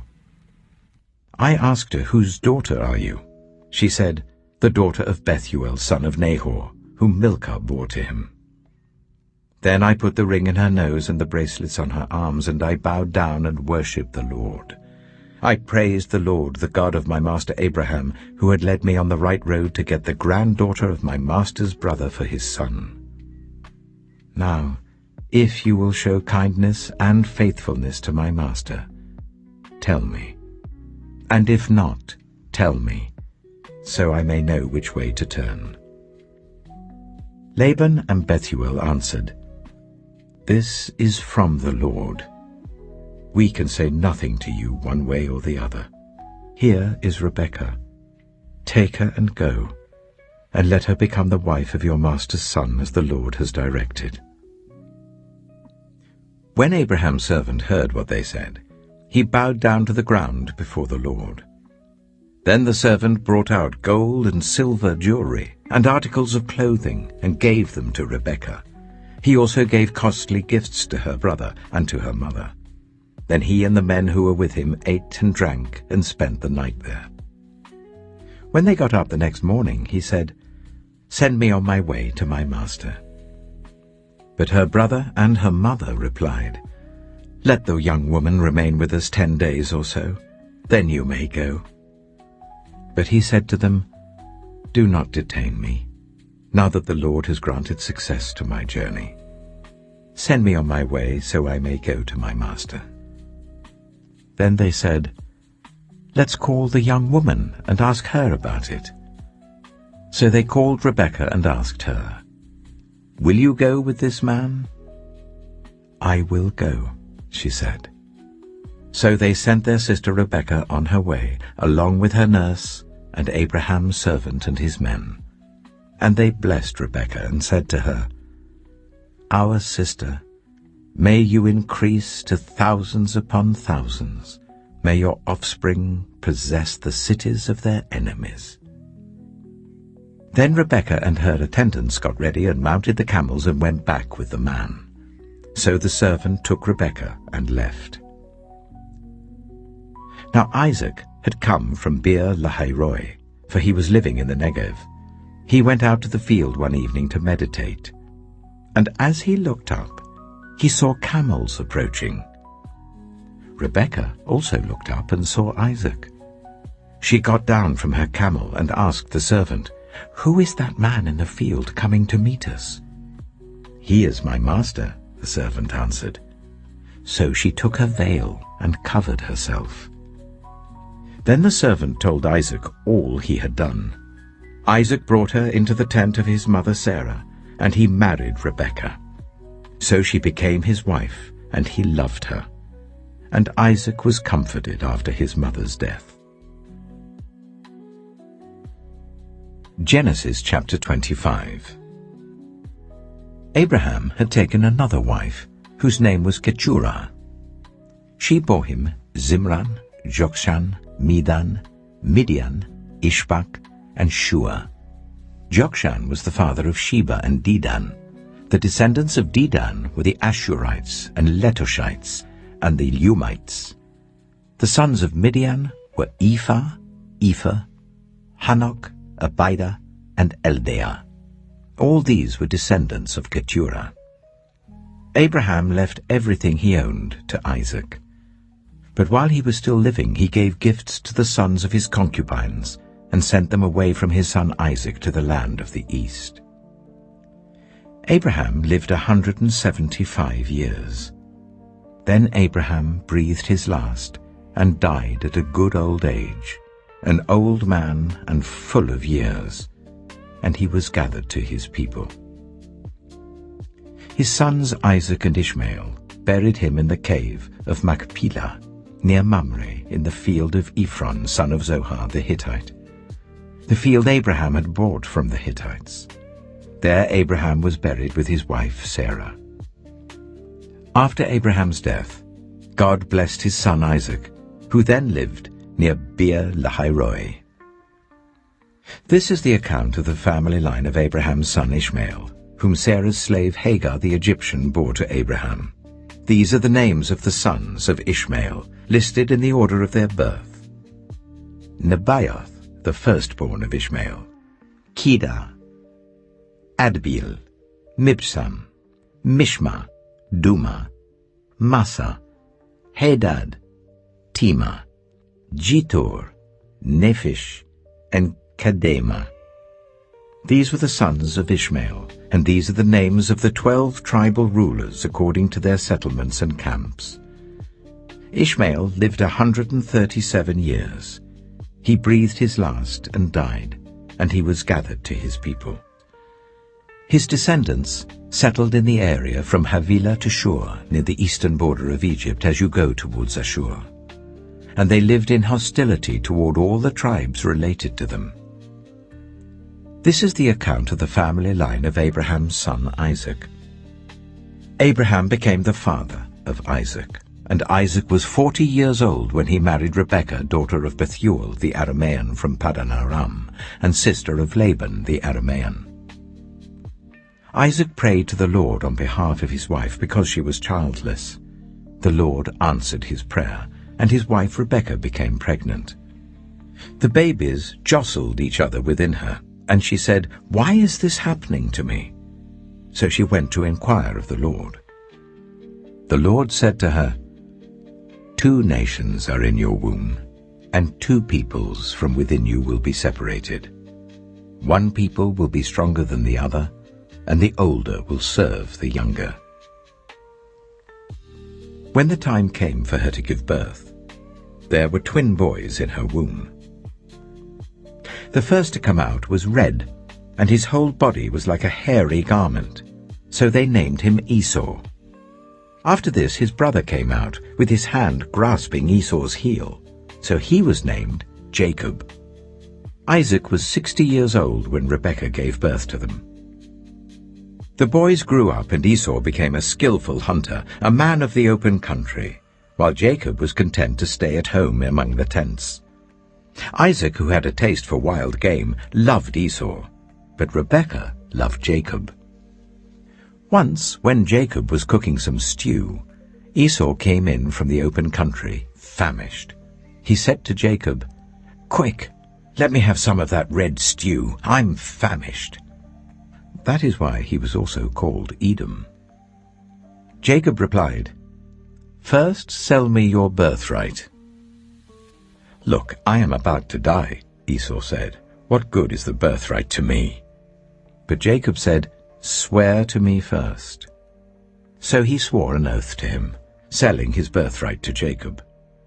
Then Jacob gave Esau some bread and some lentil stew. He ate and drank and then got up and left. So Esau despised his birthright. Genesis chapter 26. Now there was a famine in the land, besides the previous famine in Abraham's time, And Isaac went to Abimelech, king of the Philistines, in Gerar. The Lord appeared to Isaac and said, "Do not go down to Egypt. Live in the land where I tell you to live. Stay in this land for a while, and I will be with you and will bless you.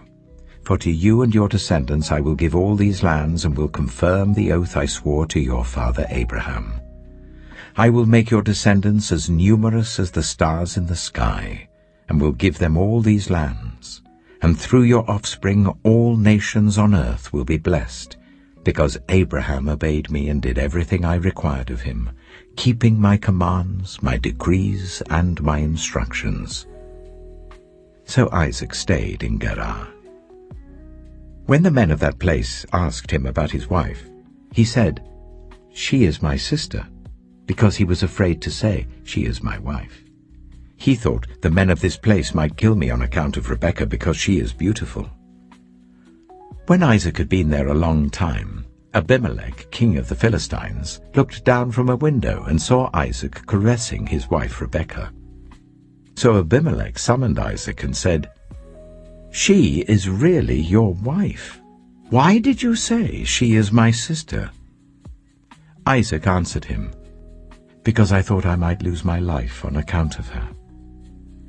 Then Abimelech said, "What is this you have done to us?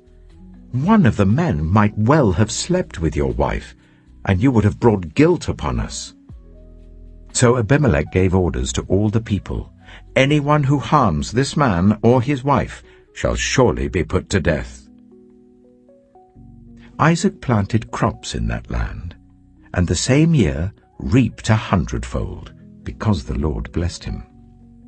The man became rich, and his wealth continued to grow until he became very wealthy. He had so many flocks and herds and servants that the Philistines envied him. So all the wells that his father's servants had dug in the time of his father Abraham, the Philistines stopped up, filling them with earth. Then Abimelech said to Isaac, "Move away from us. You have become too powerful for us." So Isaac moved away from there and encamped in the valley of Gerar, where he settled. Isaac reopened the wells that had been dug in the time of his father Abraham, which the Philistines had stopped up after Abraham died, and he gave them the same names his father had given them. Isaac's servants dug in the valley and discovered a well of fresh water there. But the herdsmen of Gerar quarreled with those of Isaac and said, "The water is ours." So he named the well Esek, because they disputed with him. Then they dug another well, but they quarreled over that one also. So he named it Sitnah. He moved from there and dug another well, and no one quarreled over it. He named it Rehoboth, saying, "Now the Lord has given us room, and we will flourish in the land." From there he went up to Beersheba. That night the Lord appeared to him and said, "I am the God of your father Abraham. Do not be afraid, for I am with you. I will bless you and will increase the number of your descendants for the sake of my servant Abraham." Isaac built an altar there and called on the name of the Lord. There he pitched his tent, and there his servants dug a well. Meanwhile, Abimelech had come to him from Gerar with Huzzah, his personal adviser, and Phicol, the commander of his forces. Isaac asked them, "Why have you come to me, since you were hostile to me and sent me away?" They answered, "We saw clearly that the Lord was with you. So we said, there ought to be a sworn agreement between us and you. Let us make a treaty with you, that you will do us no harm, just as we did not harm you, but always treated you well and sent you away peacefully. And now you are blessed by the Lord." Isaac then made a feast for them, and they ate and drank. Early the next morning the men swore an oath to each other. Then Isaac sent them on their way, and they went away peacefully. That day Isaac's servants came and told him about the well they had dug. They said, "We've found water." He called it Sheba, and to this day the name of the town has been Beersheba. When Esau was 40 years old, he married Judith, daughter of Beeri the Hittite, and also Basemath, daughter of Elon the Hittite. They were a source of grief to Isaac and Rebekah. Genesis chapter 27. When Isaac was old and his eyes were so weak that he could no longer see, he called for Esau his older son and said to him, "My son." "Here I am," he answered. Isaac said, "I am now an old man and don't know the day of my death. Now then, get your equipment, your quiver and bow, and go out to the open country to hunt some wild game for me. Prepare me the kind of tasty food I like, and bring it to me to eat, so that I may give you my blessing before I die." Now Rebekah was listening as Isaac spoke to his son Esau. When Esau left for the open country to hunt game and bring it back, Rebekah said to her son Jacob, "Look, I overheard your father say to your brother Esau, 'Bring me some game and prepare me some tasty food to eat, so that I may give you my blessing in the presence of the Lord before I die.' Now, my son, listen carefully and do what I tell you. Go out to the flock and bring me 2 choice young goats, so I can prepare some tasty food for your father, just the way he likes it. Then take it to your father to eat, so that he may give you his blessing before he dies." Jacob said to Rebekah his mother, "But my brother Esau is a hairy man, while I have smooth skin. What if my father touches me? I would appear to be tricking him, and would bring down a curse on myself rather than a blessing." His mother said to him, "My son, let the curse fall on me. Just do what I say. Go and get them for me." So he went and got them and brought them to his mother, and she prepared some tasty food, just the way his father liked it. Then Rebekah took the best clothes of Esau, her older son, which she had in the house, and put them on her younger son Jacob. She also covered his hands and the smooth part of his neck with the goat skins. Then she handed to her son Jacob the tasty food and the bread she had made. He went to his father and said, "My father?" "Yes, my son," he answered. "Who is it?" Jacob said to his father, "I am Esau, your firstborn. I have done as you told me. Please sit up and eat some of my game, so that you may give me your blessing." Isaac asked his son, "How did you find it so quickly, my son?" "The Lord your God gave me success," he replied. Then Isaac said to Jacob, "Come near so I can touch you, my son, to know whether you really are my son Esau or not." Jacob went close to his father Isaac, who touched him and said, "The voice is the voice of Jacob, but the hands are the hands of Esau." He did not recognize him, for his hands were hairy like those of his brother Esau, so he proceeded to bless him. "Are you really my son Esau?" he asked. "I am," he replied. Then he said, "My son, bring me some of your game to eat, so that I may give you my blessing." Jacob brought it to him, and he ate, and he brought some wine, and he drank. Then his father Isaac said to him, "Come here, my son, and kiss me." So he went to him and kissed him. When Isaac caught the smell of his clothes, he blessed him and said, "Ah, the smell of my son is like the smell of a field that the Lord has blessed. May God give you heaven's dew and earth's richness, an abundance of grain and new wine. May nations serve you and peoples bow down to you. Be Lord over your brothers, and may the sons of your mother bow down to you. May those who curse you be cursed, and those who bless you be blessed." After Isaac finished blessing him, and Jacob had scarcely left his father's presence, his brother Esau came in from hunting. He too prepared some tasty food and brought it to his father. Then he said to him, "My father, please sit up and eat some of my game, so that you may give me your blessing." His father Isaac asked him, "Who are you?" "I am your son," he answered, "your firstborn, Esau." Isaac trembled violently and said, "Who was it, then, that hunted game and brought it to me? I ate it just before you came, and I blessed him, and indeed he will be blessed." When Esau heard his father's words, he burst out with a loud and bitter cry, and said to his father, "Bless me, me too, my father." But he said, "Your brother came deceitfully and took your blessing." Esau said, "Isn't he rightly named Jacob? This is the second time he has taken advantage of me. He took my birthright, and now he's taken my blessing." Then he asked, "Haven't you reserved any blessing for me?"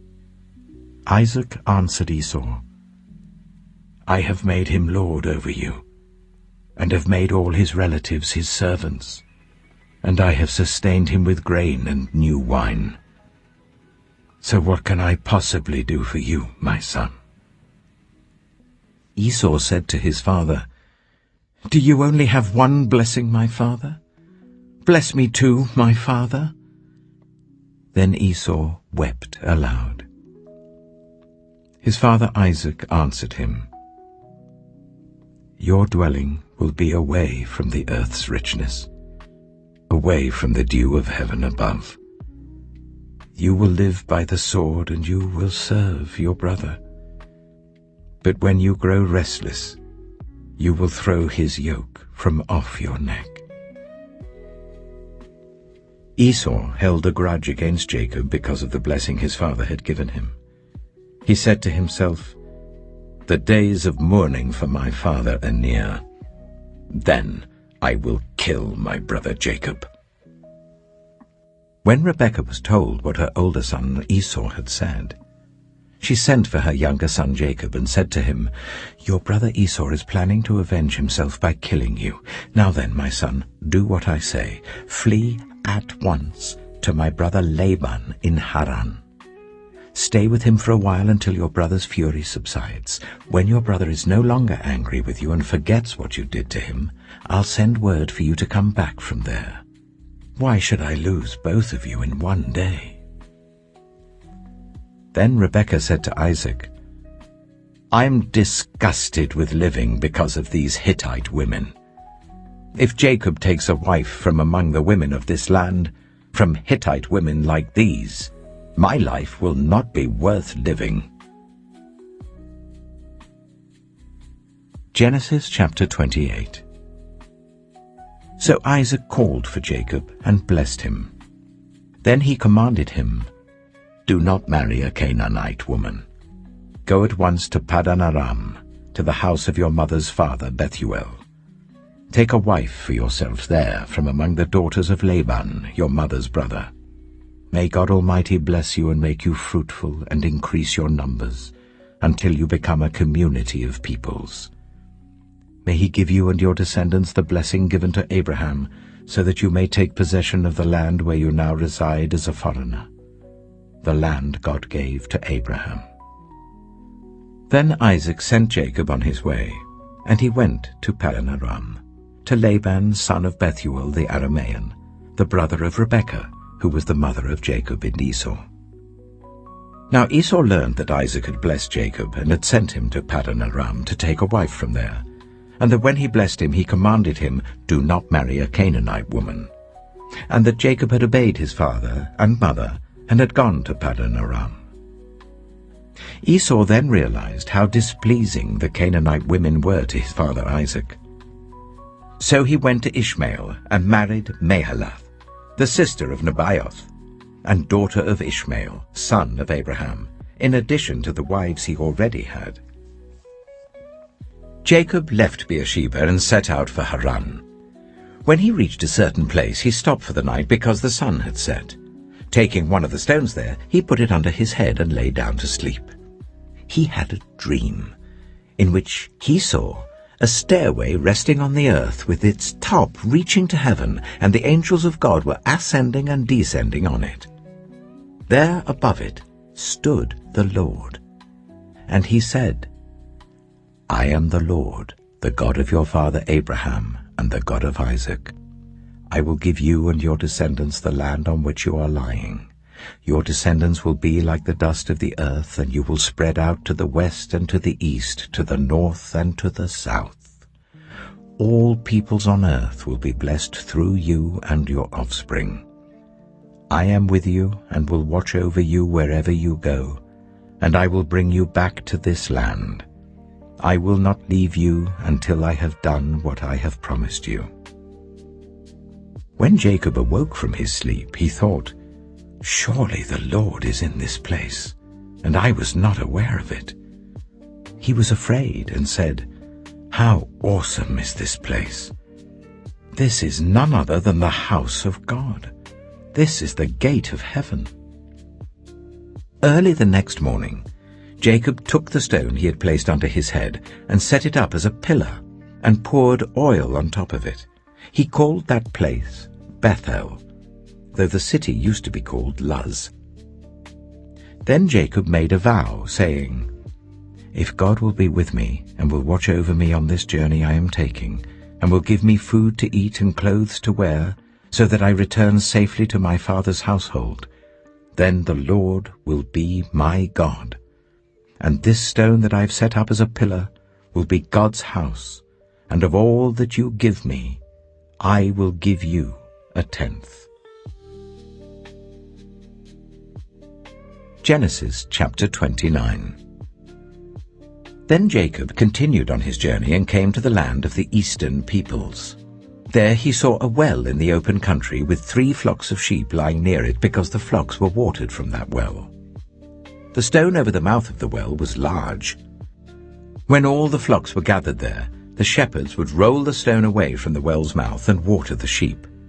Then they would return the stone to its place over the mouth of the well. Jacob asked the shepherds, My brothers, where are you from? We're from Haran, they replied. He said to them, Do you know Laban, Nahor's grandson? Yes, we know him, they answered. Then Jacob asked them, Is he well? Yes, he is, they said. And here comes his daughter Rachel with the sheep.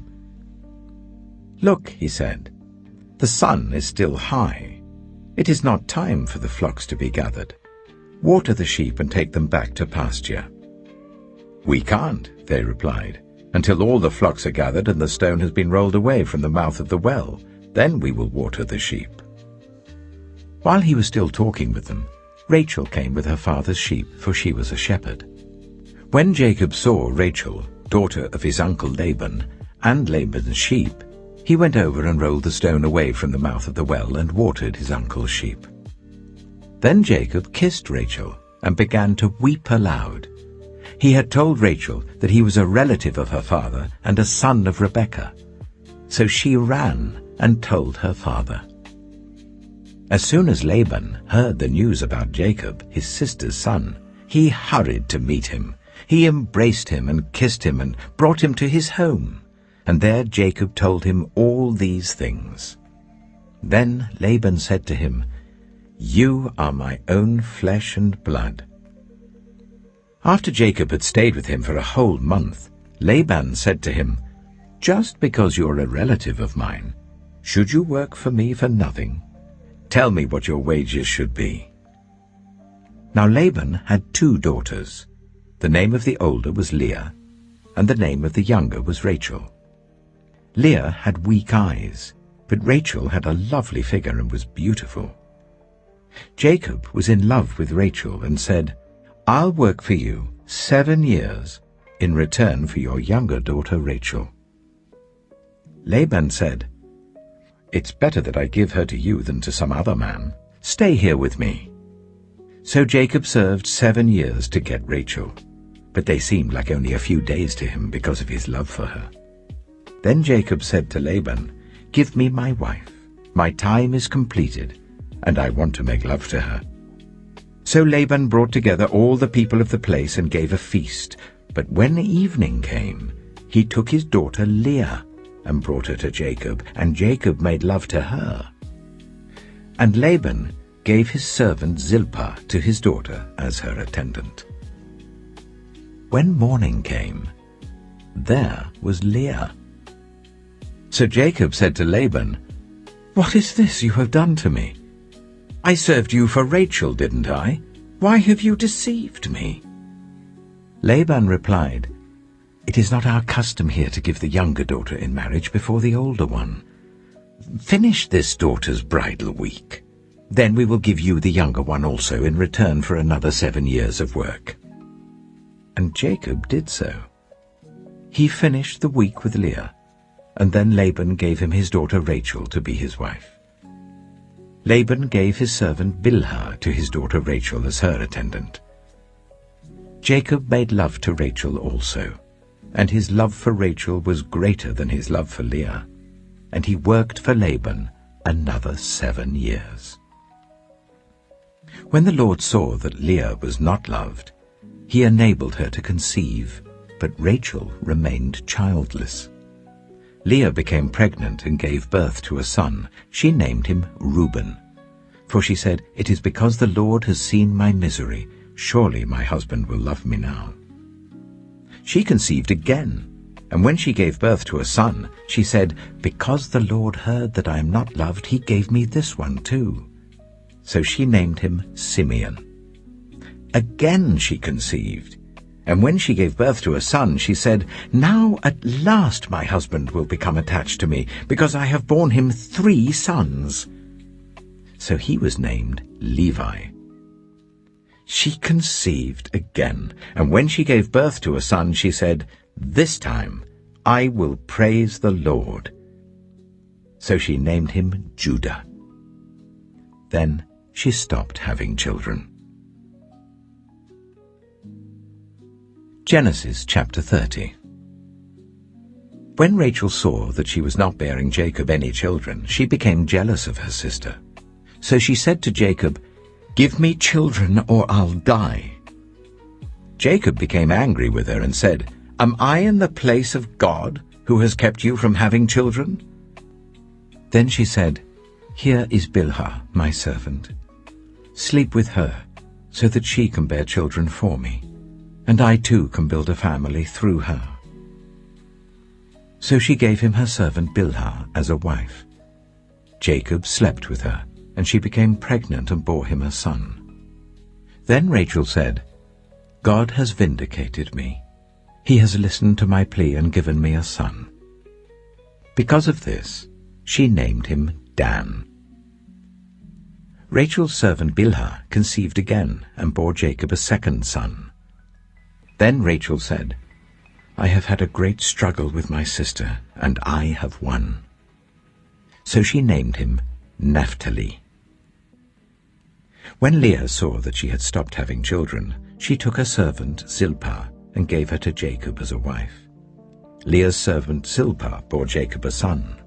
Then Leah said, "What good fortune!" So she named him Gad. Leah's servant Zilpah bore Jacob a second son.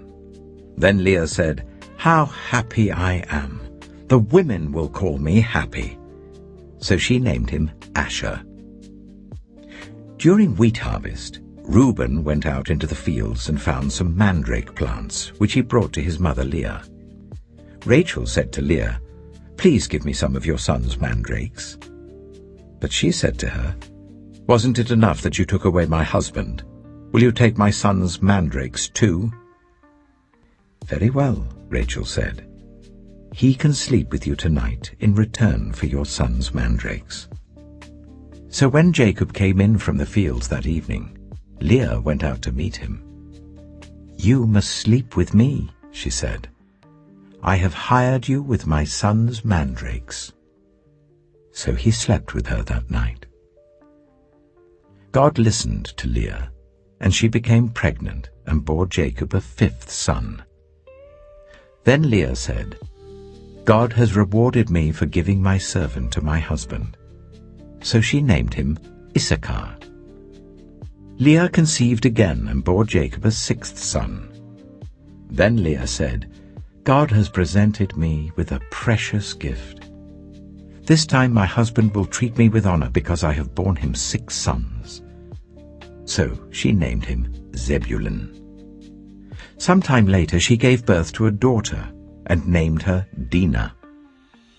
Then God remembered Rachel. He listened to her and enabled her to conceive.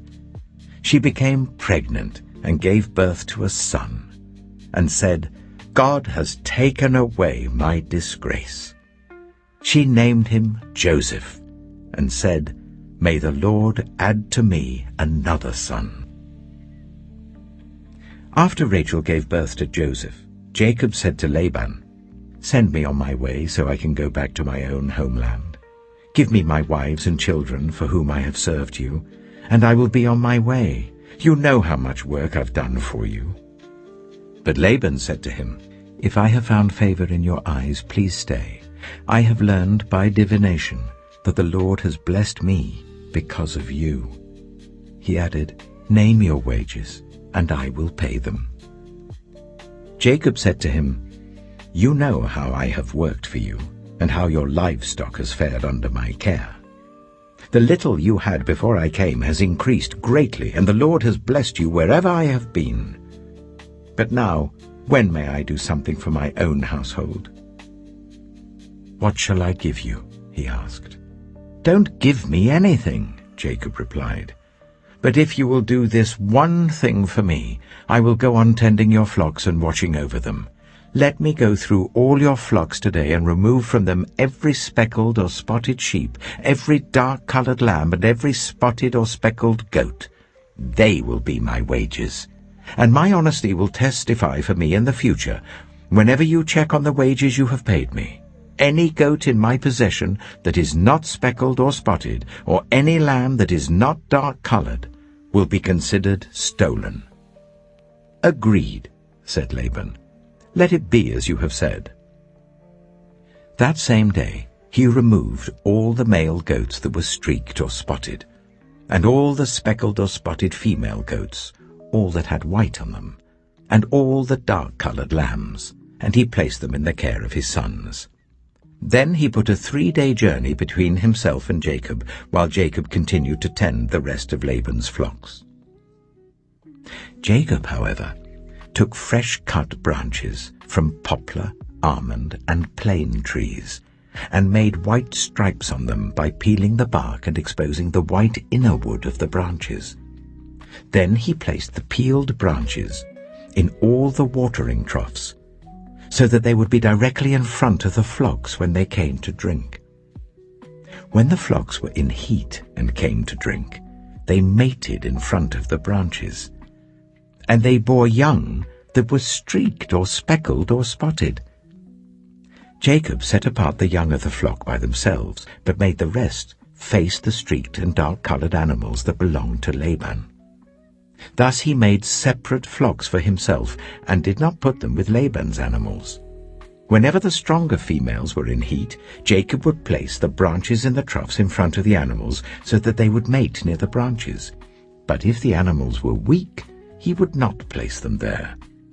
So the weak animals went to Laban, and the strong ones went to Jacob.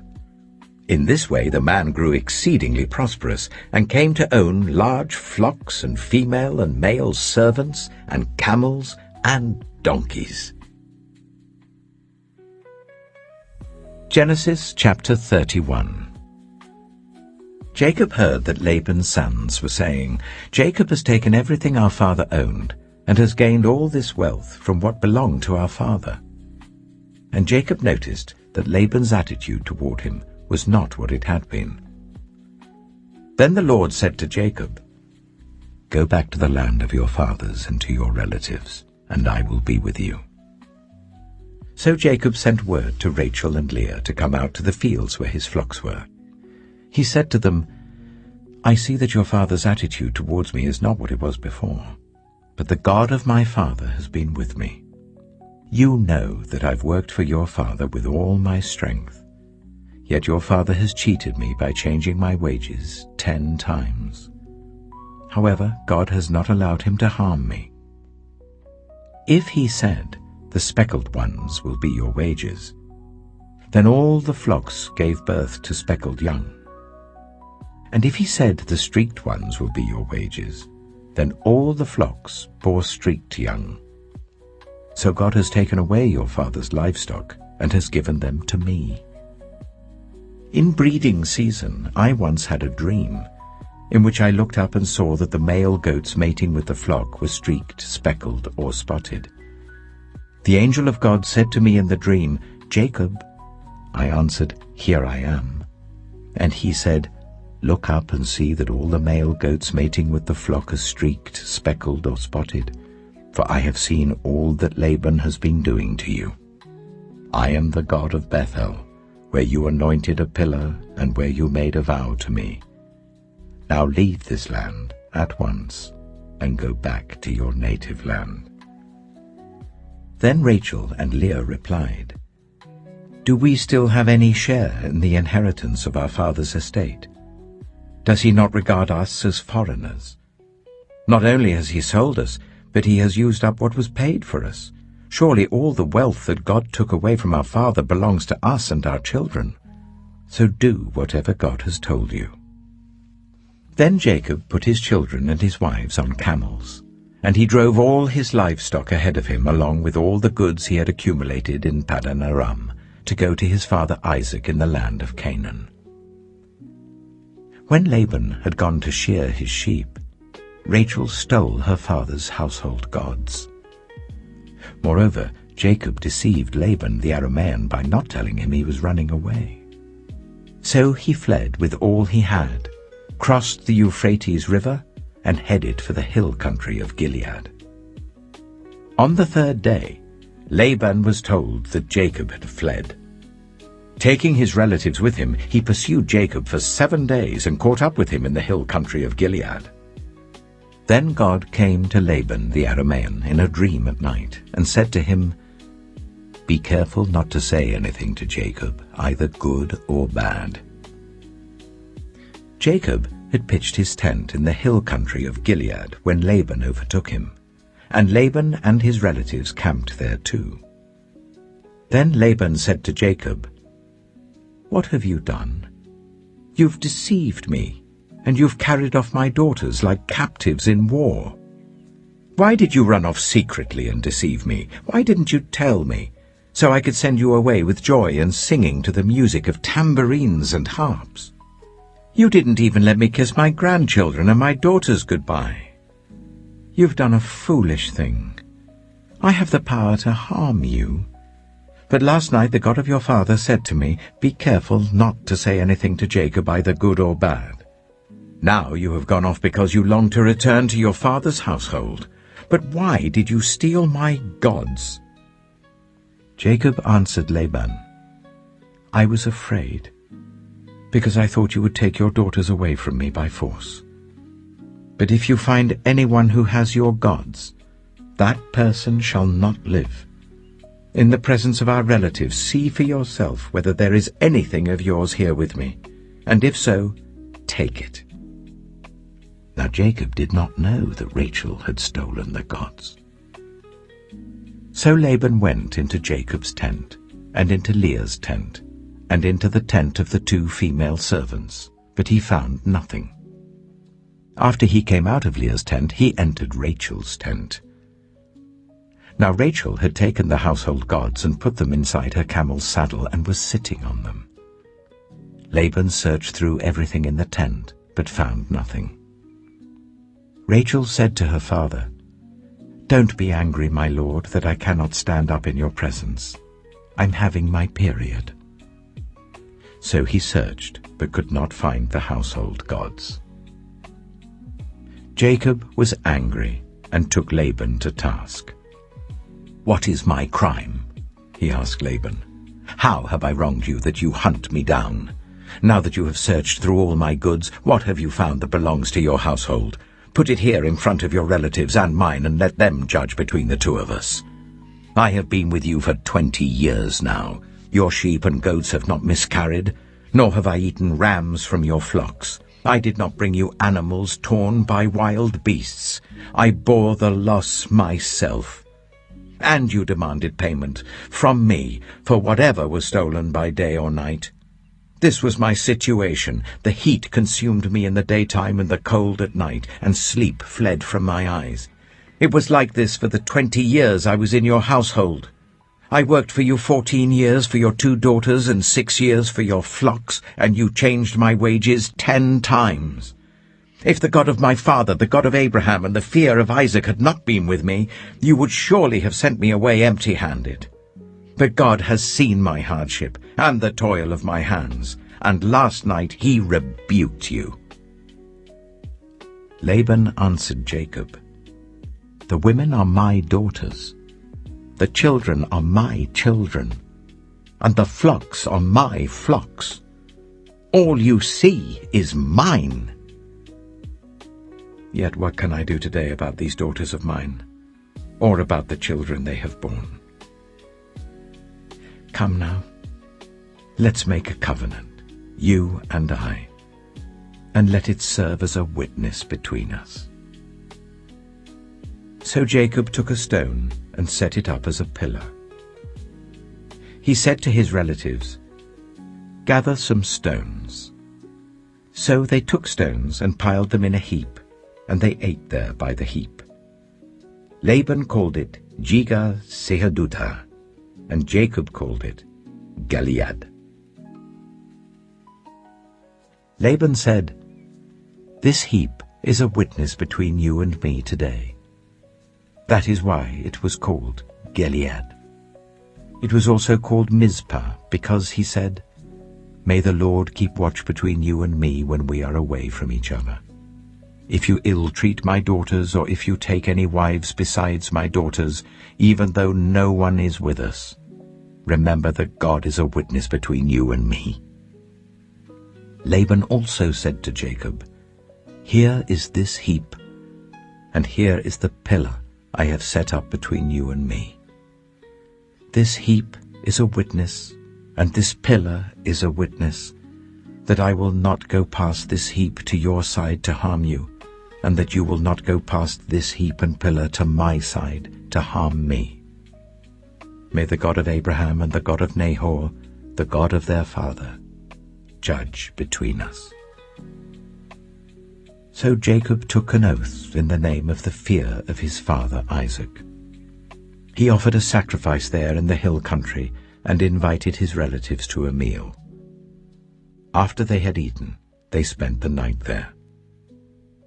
Early the next morning, Laban kissed his grandchildren and his daughters and blessed them. Then he left and returned home. Genesis chapter 32. Jacob also went on his way, and the angels of God met him. When Jacob saw them, he said, "This is the camp of God." So he named that place Mahanaim. Jacob sent messengers ahead of him to his brother Esau in the land of Seir, the country of Edom. He instructed them, "This is what you are to say to my lord Esau.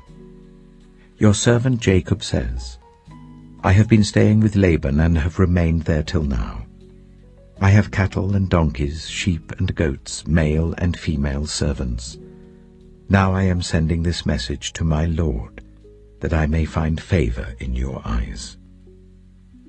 When the messengers returned to Jacob, they said, "We went to your brother Esau, and now he is coming to meet you, and 400 men are with him." In great fear and distress, Jacob divided the people who were with him into 2 groups, and the flocks and herds and camels as well. He thought, if Esau comes and attacks one group, the group that is left may escape. Then Jacob prayed, "O God of my father Abraham, God of my father Isaac, Lord, you who said to me, 'Go back to your country and your relatives, and I will make you prosper.' I am unworthy of all the kindness and faithfulness you have shown your servant. I had only my staff when I crossed this Jordan, but now I have become 2 camps. Save me, I pray, from the hand of my brother Esau, for I am afraid he will come and attack me, and also the mothers with their children. But you have said, I will surely make you prosper, and will make your descendants like the sand of the sea, which cannot be counted." He spent the night there, and from what he had with him, he selected a gift for his brother Esau: 200 female goats and 20 male goats, 200 ewes and 20 rams, 30 female camels with their young, 40 cows and 10 bulls, and 20 female donkeys and 10 male donkeys. He put them in the care of his servants, each herd by itself, and said to his servants, "Go ahead of me, and keep some space between the herds." He instructed the one in the lead, "When my brother Esau meets you and asks, 'Who do you belong to and where are you going, and who owns all these animals in front of you?' then you are to say, 'They belong to your servant Jacob.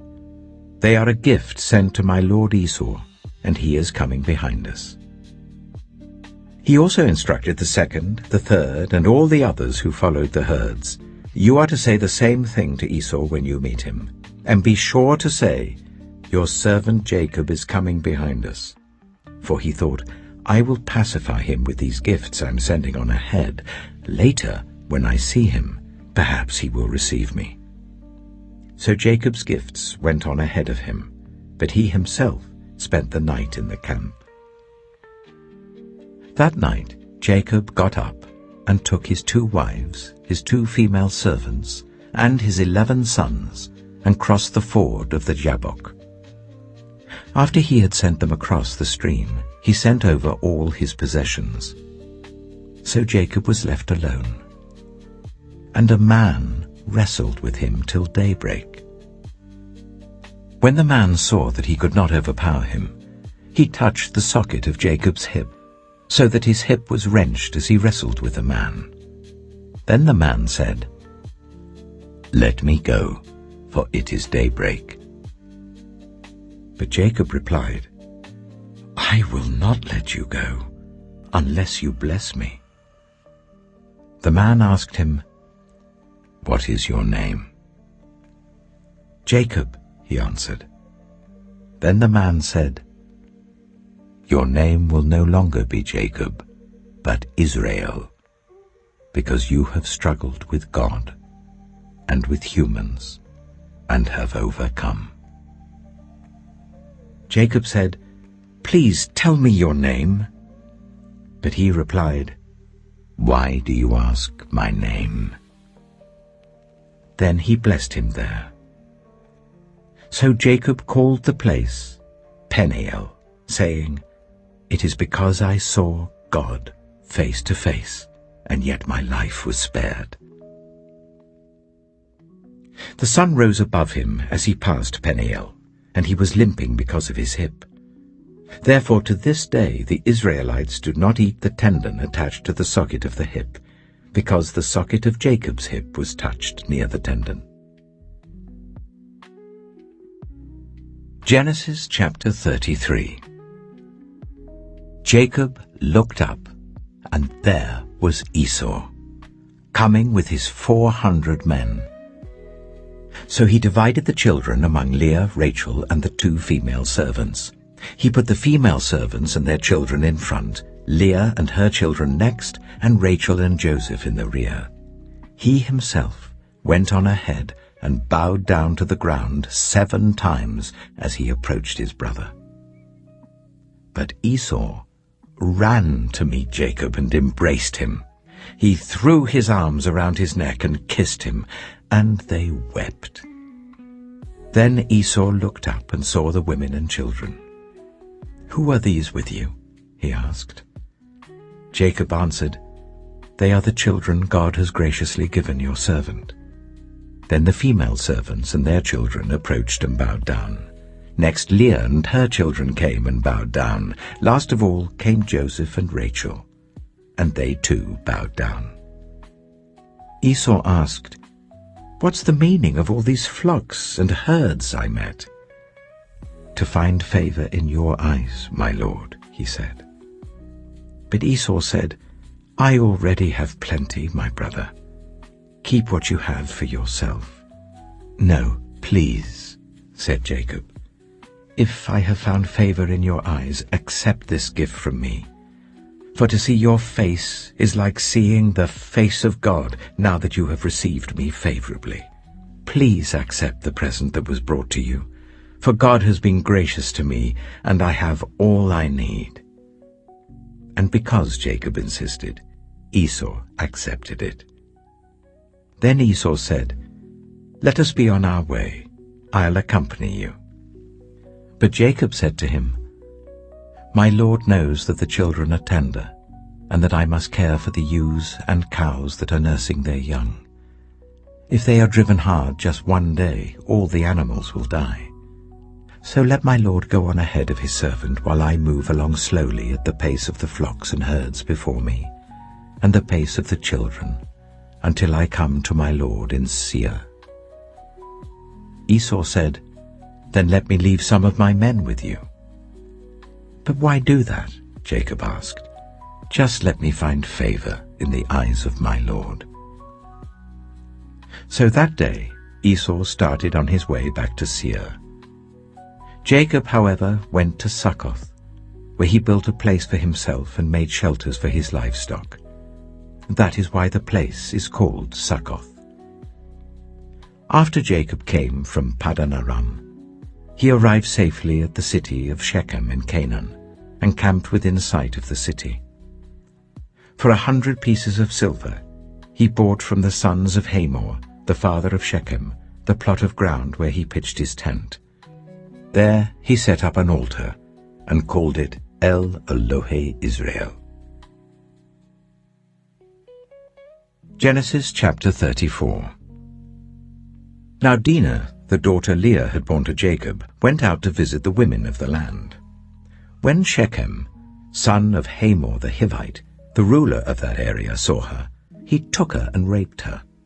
His heart was drawn to Dinah, daughter of Jacob. He loved the young woman and spoke tenderly to her. And Shechem said to his father Hamor, "Get me this girl as my wife." When Jacob heard that his daughter Dinah had been defiled, his sons were in the fields with his livestock, so he did nothing about it until they came home. Then Shechem's father Hamor went out to talk with Jacob. Meanwhile, Jacob's sons had come in from the fields as soon as they heard what had happened. They were shocked and furious, because Shechem had done an outrageous thing in Israel by sleeping with Jacob's daughter, a thing that should not be done. But Hamor said to them, "My son Shechem has his heart set on your daughter. Please give her to him as his wife. Intermarry with us. Give us your daughters and take our daughters for yourselves. You can settle among us. The land is open to you. Live in it, trade in it, and acquire property in it." Then Shechem said to Dinah's father and brothers, "Let me find favor in your eyes, and I will give you whatever you ask. Make the price for the bride and the gift I am to bring as great as you like, and I'll pay whatever you ask me. Only give me the young woman as my wife." Because their sister Dinah had been defiled, Jacob's sons replied deceitfully as they spoke to Shechem and his father Hamor. They said to them, "We can't do such a thing. We can't give our sister to a man who is not circumcised. That would be a disgrace to us. We will enter into an agreement with you on one condition only, that you become like us by circumcising all your males. Then we will give you our daughters and take your daughters for ourselves. We'll settle among you and become one people with you. But if you will not agree to be circumcised, we'll take our sister and go." Their proposal seemed good to Hamor and his son Shechem. The young man, who was the most honored of all his father's family, lost no time in doing what they said, because he was delighted with Jacob's daughter. So Hamor and his son Shechem went to the gate of their city to speak to the men of their city. "These men are friendly towards us," they said. "Let them live in our land and trade in it. The land has plenty of room for them. We can marry their daughters and they can marry ours. But the men will agree to live with us as one people only on the condition that our males be circumcised, as they themselves are. Won't their livestock, their property, and all their other animals become ours? So let us agree to their terms, and they will settle among us." All the men who went out of the city gate agreed with Hamor and his son Shechem, and every male in the city was circumcised. 3 days later, while all of them were still in pain, 2 of Jacob's sons, Simeon and Levi, Dinah's brothers, took their swords and attacked the unsuspecting city, killing every male. They put Hamor and his son Shechem to the sword and took Dinah from Shechem's house and left. The sons of Jacob came upon the dead bodies and looted the city where their sister had been defiled. They seized their flocks and herds and donkeys and everything else of theirs in the city and out in the fields. They carried off all their wealth and all their women and children, taking as plunder everything in the houses. Then Jacob said to Simeon and Levi, "You have brought trouble on me by making me obnoxious to the Canaanites and the Perizzites, the people living in this land. We are few in number, and if they join forces against me and attack me, I and my household will be destroyed." But they replied, "Should he have treated our sister like a prostitute?" Genesis chapter 35. Then God said to Jacob, "Go up to Bethel and settle there, and build an altar there to God, who appeared to you when you were fleeing from your brother Esau." So Jacob said to his household and to all who were with him, "Get rid of the foreign gods you have with you, and purify yourselves and change your clothes. Then come, let us go up to Bethel, where I will build an altar to God, who answered me in the day of my distress, and who has been with me wherever I have gone." So they gave Jacob all the foreign gods they had, and the rings in their ears, and Jacob buried them under the oak at Shechem. Then they set out, and the terror of God fell on the towns all around them, so that no one pursued them. Jacob and all the people with him came to Luz, that is Bethel, in the land of Canaan. There he built an altar, and he called the place El Bethel, because it was there that God revealed himself to him when he was fleeing from his brother. Now Deborah, Rebekah's nurse, died, and was buried under the oak outside Bethel, so it was named Allon Bacuth. After Jacob returned from Paddan Aram, God appeared to him again and blessed him. God said to him, "Your name is Jacob, but you will no longer be called Jacob. Your name will be Israel." So he named him Israel. And God said to him, "I am God Almighty. Be fruitful and increase in number. A nation and a community of nations will come from you, and kings will be among your descendants. The land I gave to Abraham and Isaac I also give to you, and I will give this land to your descendants after you." Then God went up from him at the place where he had talked with him. Jacob set up a stone pillar at the place where God had talked with him, and he poured out a drink offering on it. He also poured oil on it. Jacob called the place where God had talked with him Bethel. Then they moved on from Bethel. While they were still some distance from Ephraim, Rachel began to give birth and had great difficulty. And as she was having great difficulty in childbirth, the midwife said to her, "Don't despair, for you have another son." As she breathed her last, for she was dying, she named her son Ben-Oni, but his father named him Benjamin. So Rachel died, and was buried on the way to Ephraim, that is Bethlehem. Over her tomb Jacob set up a pillar, and to this day That pillar marks Rachel's tomb. Israel moved on again and pitched his tent beyond Migdal Eder. While Israel was living in that region, Reuben went in and slept with his father's concubine Bilhah, and Israel heard of it. Jacob had 12 sons. The sons of Leah: Reuben, the firstborn of Jacob, Simeon, Levi, Judah, Issachar, and Zebulun. The sons of Rachel: Joseph and Benjamin. The sons of Rachel's servant Bilhah: Dan and Naphtali. The sons of Leah's servant Zilpah: Gad and Asher. These were the sons of Jacob who were born to him in Paddan Aram. Jacob came home to his father Isaac in Mamre, near Kiriath Arba, that is Hebron, where Abraham and Isaac had stayed. Isaac lived 180 years. Then he breathed his last and died, and was gathered to his people, old and full of years. And his sons Esau and Jacob buried him. Genesis chapter 36. This is the account of the family line of Esau, that is, Edom. Esau took his wives from the women of Canaan: Adah, daughter of Elon the Hittite, and Aholibamah, daughter of Anah and granddaughter of Zibeon the Hivite, and Basemath, daughter of Ishmael and sister of Nebaioth.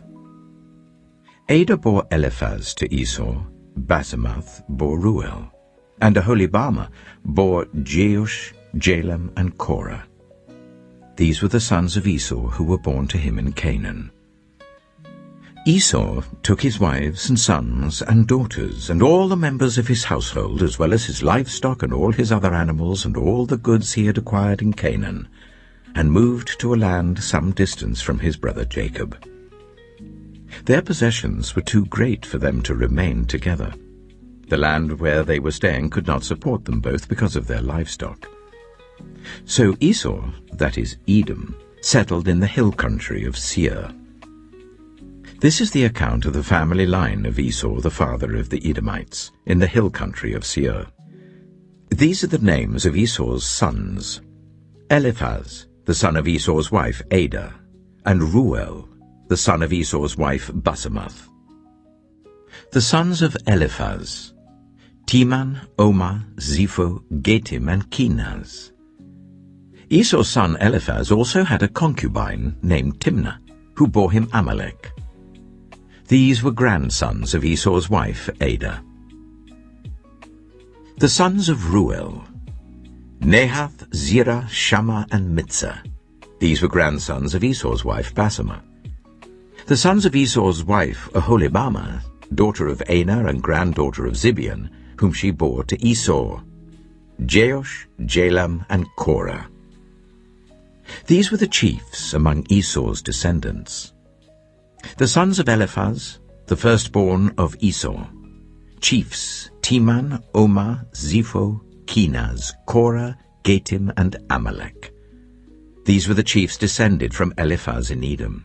They were grandsons of Adah. The sons of Esau's son Ruel: chiefs Nahath, Zerah, Shammah, and Mitzah. These were the chiefs descended from Ruel in Edom. They were grandsons of Esau's wife Basemath. The sons of Esau's wife Aholibamah: chiefs Jeush, Jalam, and Korah. These were the chiefs descended from Esau's wife Aholibamah, daughter of Anah. These were the sons of Esau, that is Edom, and these were their chiefs. These were the sons of Seir the Horite, who were living in the region: Lotan, Shobal, Zibeon, Anah, Dishon, Ezer, and Dishan. These sons of Seir in Edom were Horite chiefs. The sons of Lotan: Horai and Homam. Timnah was Lotan's sister. The sons of Shobal: Alvan, Manahath, Ebal, Shapho, and Onam. The sons of Zibeon: Ea and Ana. This is the Ana who discovered the hot springs in the desert while he was grazing the donkeys of his father Zibeon. The children of Ana, Dishon and Aholibama, daughter of Ana. The sons of Dishon, Hemdan, Eshban, Ithran, and Kiran. The sons of Ezer, Bilhan, Zevan, and Achan. The sons of Dishan, Az and Aran. These were the Horite chiefs: Lotan, Shobal, Zibeon, Ana, Dishon, Ezer, and Dishan. These were the Horite chiefs according to their divisions in the land of Seir. These were the kings who reigned in Edom before any Israelite king reigned. Bela, son of Beor, became king of Edom. His city was named Dinhabah. When Bela died, Jobab, son of Zerah from Bozrah, succeeded him as king. When Jobab died, Husham from the land of the Temanites succeeded him as king.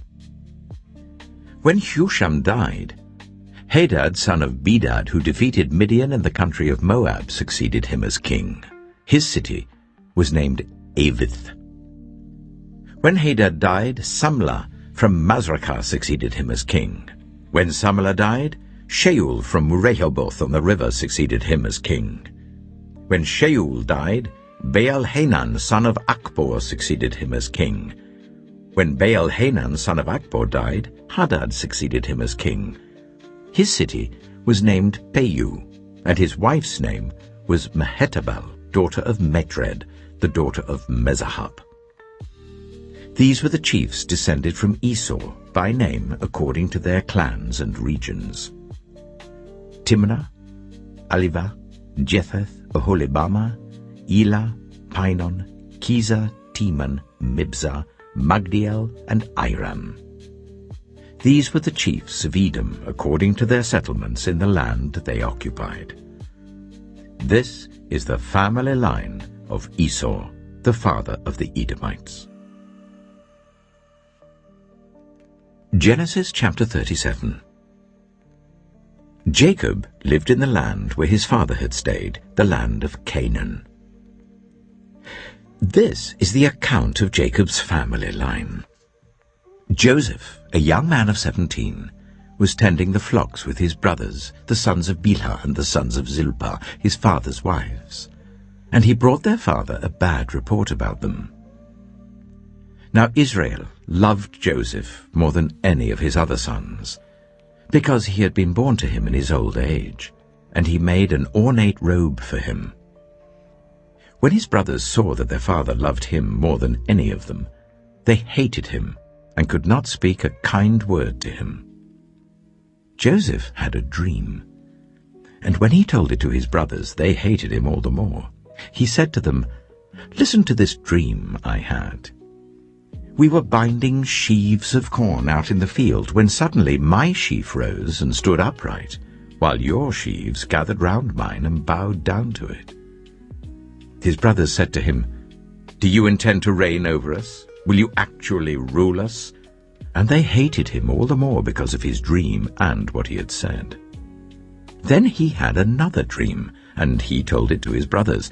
"Listen," he said, "I had another dream, and this time the sun and moon and 11 stars were bowing down to me." When he told his father as well as his brothers, his father rebuked him and said, "What is this dream you had? Will your mother and I and your brothers actually come and bow down to the ground before you?" His brothers were jealous of him, but his father kept the matter in mind. Now his brothers had gone to graze their father's flocks near Shechem, and Israel said to Joseph, "As you know, your brothers are grazing the flocks near Shechem. Come, I'm going to send you to them." "Very well," he replied. So he said to him, "Go and see if all is well with your brothers and with the flocks, and bring word back to me." Then he sent him off from the valley of Hebron. When Joseph arrived at Shechem, a man found him wandering around in the fields and asked him, "What are you looking for?" He replied, "I'm looking for my brothers. Can you tell me where they are grazing their flocks?" "They've moved on from here," the man answered. I heard them say, 'Let's go to Dothan.' So Joseph went after his brothers and found them near Dothan. But they saw him in the distance, and before he reached them they plotted to kill him. 'Here comes that dreamer,' they said to each other. 'Come now, let's kill him and throw him into one of these cisterns, and say that a ferocious animal devoured him. Then we'll see what comes of his dreams.' When Reuben heard this, he tried to rescue him from their hands.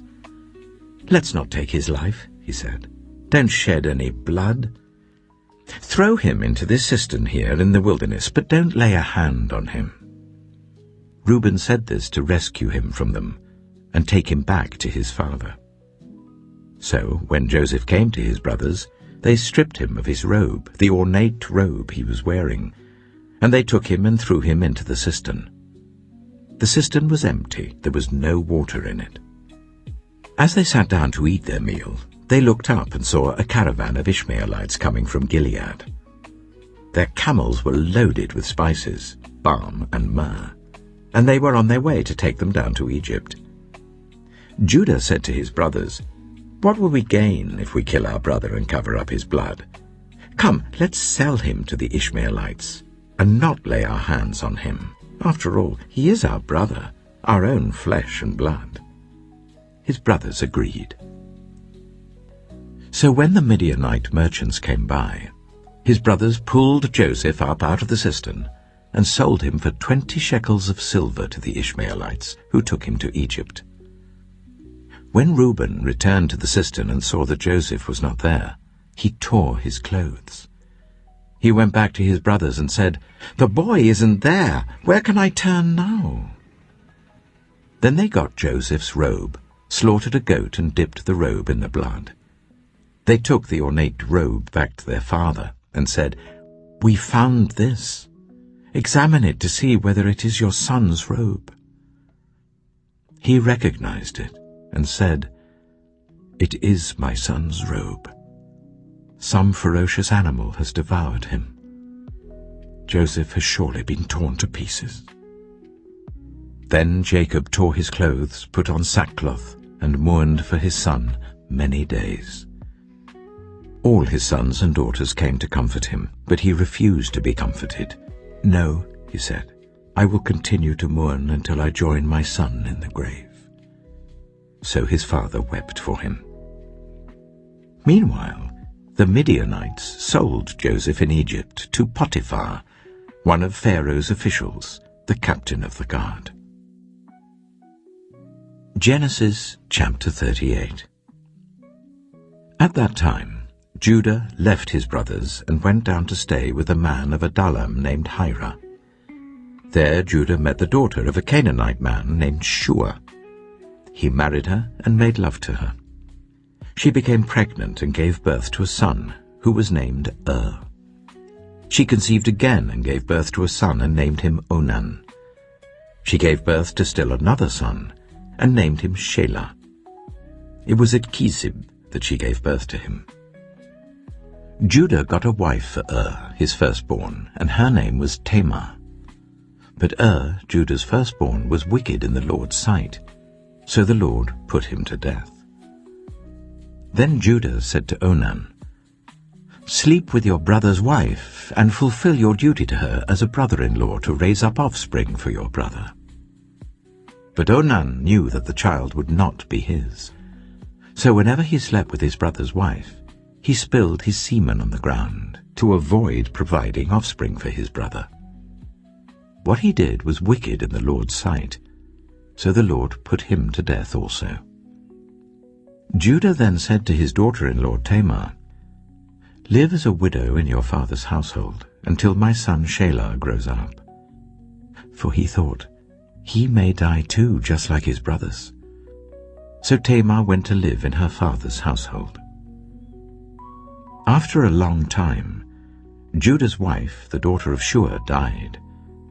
When Judah had recovered from his grief, he went up to Timnah to the men who were shearing his sheep, and his friend Hira the Adullamite went with him. When Tamar was told, "Your father-in-law is on his way to Timnah to shear his sheep," she took off her widow's clothes, covered herself with a veil to disguise herself, and then sat down at the entrance to Enaim, which is on the road to Timnah, for she saw that though Shelah had now grown up, she had not been given to him as his wife. When Judah saw her, he thought she was a prostitute, for she had covered her face. Not realizing that she was his daughter-in-law, he went over to her by the roadside and said, "Come now, let me sleep with you." "And what will you give me to sleep with you?" she asked. "I'll send you a young goat from my flock," he said. "Will you give me something as a pledge until you send it?" she asked. He said, "What pledge should I give you?" "Your seal and its cord and the staff in your hand," she answered. So he gave them to her and slept with her, and she became pregnant by him. After she left, she took off her veil and put on her widow's clothes again. Meanwhile Judah sent the young goat by his friend the Adullamite in order to get his pledge back from the woman, but he did not find her. He asked the men who lived there, "Where is the shrine prostitute who was beside the road at Enaim?" "There hasn't been any shrine prostitute here," they said. So he went back to Judah and said, "I didn't find her. Besides, the men who lived there said, 'There hasn't been any shrine prostitute here.'" Then Judah said, "Let her keep what she has, or we will become a laughingstock. After all, I did send her this young goat, but you didn't find her." About 3 months later, Judah was told, "Your daughter-in-law Tamar is guilty of prostitution, and as a result she is now pregnant." Judah said, "Bring her out, and let her be burned to death." As she was being brought out, she sent a message to her father-in-law. "I am pregnant by the man who owns these," she said. And she added, "See if you recognize whose seal and cord and staff these are." Judah recognized them and said, "She is more righteous than I, since I wouldn't give her to my son Shelah." And he did not sleep with her again. When the time came for her to give birth, there were twin boys in her womb. As she was giving birth, one of them put out his hand. So the midwife took a scarlet thread and tied it on his wrist and said, "This one came out first." But when he drew back his hand, his brother came out, and she said, "So this is how you have broken out." And he was named Perez. Then his brother who had the scarlet thread on his wrist came out, and he was named Zerah. Genesis chapter 39. Now Joseph had been taken down to Egypt. Potiphar, an Egyptian who was one of Pharaoh's officials, the captain of the guard, bought him from the Ishmaelites who had taken him there. The Lord was with Joseph, so that he prospered, and he lived in the house of his Egyptian master. When his master saw that the Lord was with him, and that the Lord gave him success in everything he did, Joseph found favor in his eyes and became his attendant. Potiphar put him in charge of his household, and he entrusted to his care everything he owned. From the time he put him in charge of his household and of all that he owned, the Lord blessed the household of the Egyptian because of Joseph. The blessing of the Lord was on everything Potiphar had, both in the house and in the field. So Potiphar left everything he had in Joseph's care. With Joseph in charge, he did not concern himself with anything except the food he ate. Now Joseph was well built and handsome. And after a while, his master's wife took notice of Joseph and said, "Come to bed with me." But he refused. "With me in charge," he told her, "my master does not concern himself with anything in the house. Everything he owns he has entrusted to my care. No one is greater in this house than I am. My master has withheld nothing from me except you, because you are his wife. How then could I do such a wicked thing and sin against God?" And though she spoke to Joseph day after day, he refused to go to bed with her or even be with her. One day he went into the house to attend to his duties, and none of the household servants was inside. She caught him by his cloak and said, "Come to bed with me." But he left his cloak in her hand and ran out of the house. When she saw that he had left his cloak in her hand and had run out of the house, she called her household servants. "Look," she said to them, "this Hebrew has been brought to us to make sport of us. He came in here to sleep with me, but I screamed. When he heard me scream for help, he left his cloak beside me and ran out of the house." She kept his cloak beside her until his master came home. Then she told him this story. "That Hebrew slave you brought us came to me to make sport of me. But as soon as I screamed for help, he left his cloak beside me and ran out of the house." When his master heard the story his wife told him, saying, "This is how your slave treated me," he burned with anger. Joseph's master took him and put him in prison, the place where the king's prisoners were confined. But while Joseph was there in the prison, the Lord was with him. He showed him kindness and granted him favor in the eyes of the prison warden. So the warden put Joseph in charge of all those held in the prison, and he was made responsible for all that was done there. The warden paid no attention to anything under Joseph's care, because the Lord was with Joseph and gave him success in whatever he did. Genesis chapter 40. Some time later, the cupbearer and the baker of the king of Egypt offended their master, the king of Egypt. Pharaoh was angry with his two officials, the chief cupbearer and the chief baker, and put them in custody in the house of the captain of the guard, in the same prison where Joseph was confined. The captain of the guard assigned them to Joseph, and he attended them. After they had been in custody for some time, each of the two men, the cupbearer and the baker of the king of Egypt, who were being held in prison, had a dream the same night, and each dream had a meaning of its own. When Joseph came to them the next morning, he saw that they were dejected. So he asked Pharaoh's officials who were in custody with him in his master's house, "Why do you look so sad today?" "We both had dreams," they answered, "but there is no one to interpret them." Then Joseph said to them, "Do not interpretations belong to God? Tell me your dreams." So the chief cupbearer told Joseph his dream. He said to him, "In my dream I saw a vine in front of me, and on the vine were 3 branches.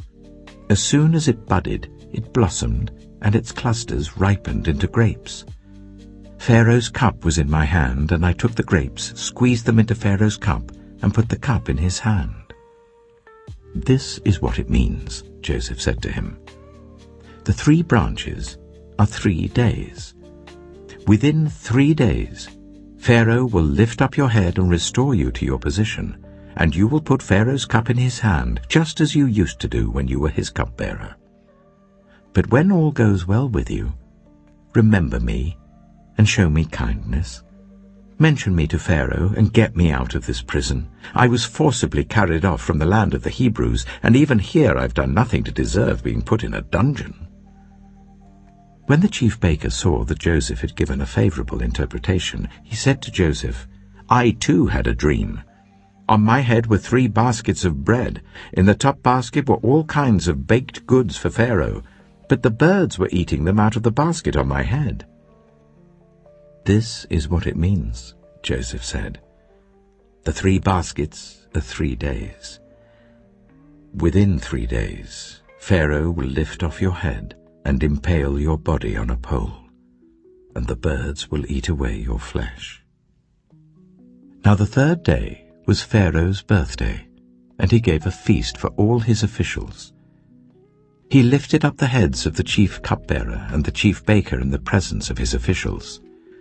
He restored the chief cupbearer to his position, so that he once again put the cup into Pharaoh's hand. But he impaled the chief baker, just as Joseph had said to them in his interpretation. The chief cupbearer, however, did not remember Joseph. He forgot him. Genesis chapter 41. When 2 full years had passed, Pharaoh had a dream. He was standing by the Nile, when out of the river there came up 7 cows, sleek and fat, and they grazed among the reeds. After them 7 other cows, ugly and gaunt, came up out of the Nile and stood beside those on the riverbank. And the cows that were ugly and gaunt ate up the 7 sleek, fat cows. Then Pharaoh woke up. He fell asleep again and had a second dream. 7 ears of corn, healthy and good, were growing on a single stalk. After them 7 other ears of corn sprouted, thin and scorched by the east wind. The thin ears of corn swallowed up the 7 healthy, full ears. Then Pharaoh woke up. It had been a dream. In the morning his mind was troubled, so he sent for all the magicians and wise men of Egypt. Pharaoh told them his dreams, but no one could interpret them for him. Then the chief cupbearers said to Pharaoh, "Today I'm reminded of my shortcomings. Pharaoh was once angry with his servants, and he imprisoned me and the chief baker in the house of the captain of the guard. Each of us had a dream the same night, and each dream had a meaning of its own. Now a young Hebrew was there with us, a servant of the captain of the guard. We told him our dreams, and he interpreted them for us, giving each man the interpretation of his dream. And things turned out exactly as he interpreted them to us. I was restored to my position, and the other man was impaled." So Pharaoh sent for Joseph, and he was quickly brought from the dungeon. When he had shaved and changed his clothes, he came before Pharaoh.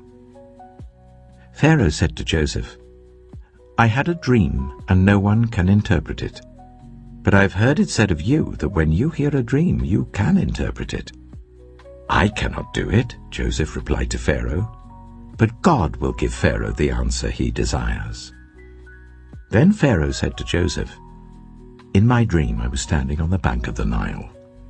When out of the river there came up 7 cows, fat and sleek, and they grazed among the reeds. After them 7 other cows came up, scrawny and very ugly and lean. I had never seen such ugly cows in all the land of Egypt. The lean, ugly cows ate up the 7 fat cows that came up first. But even after they ate them, no one could tell that they had done so. They looked just as ugly as before. Then I woke up. In my dream I saw 7 ears of corn, full and good, growing on a single stalk.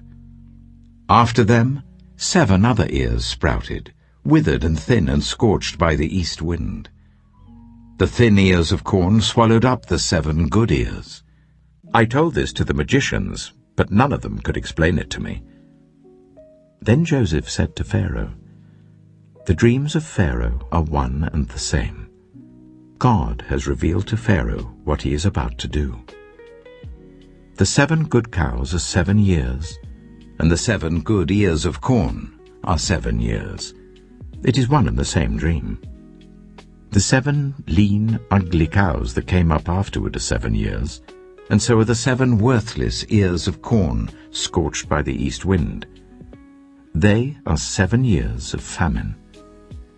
It is just as I said to Pharaoh. God has shown Pharaoh what he is about to do. 7 years of great abundance are coming throughout the land of Egypt, but 7 years of famine will follow them.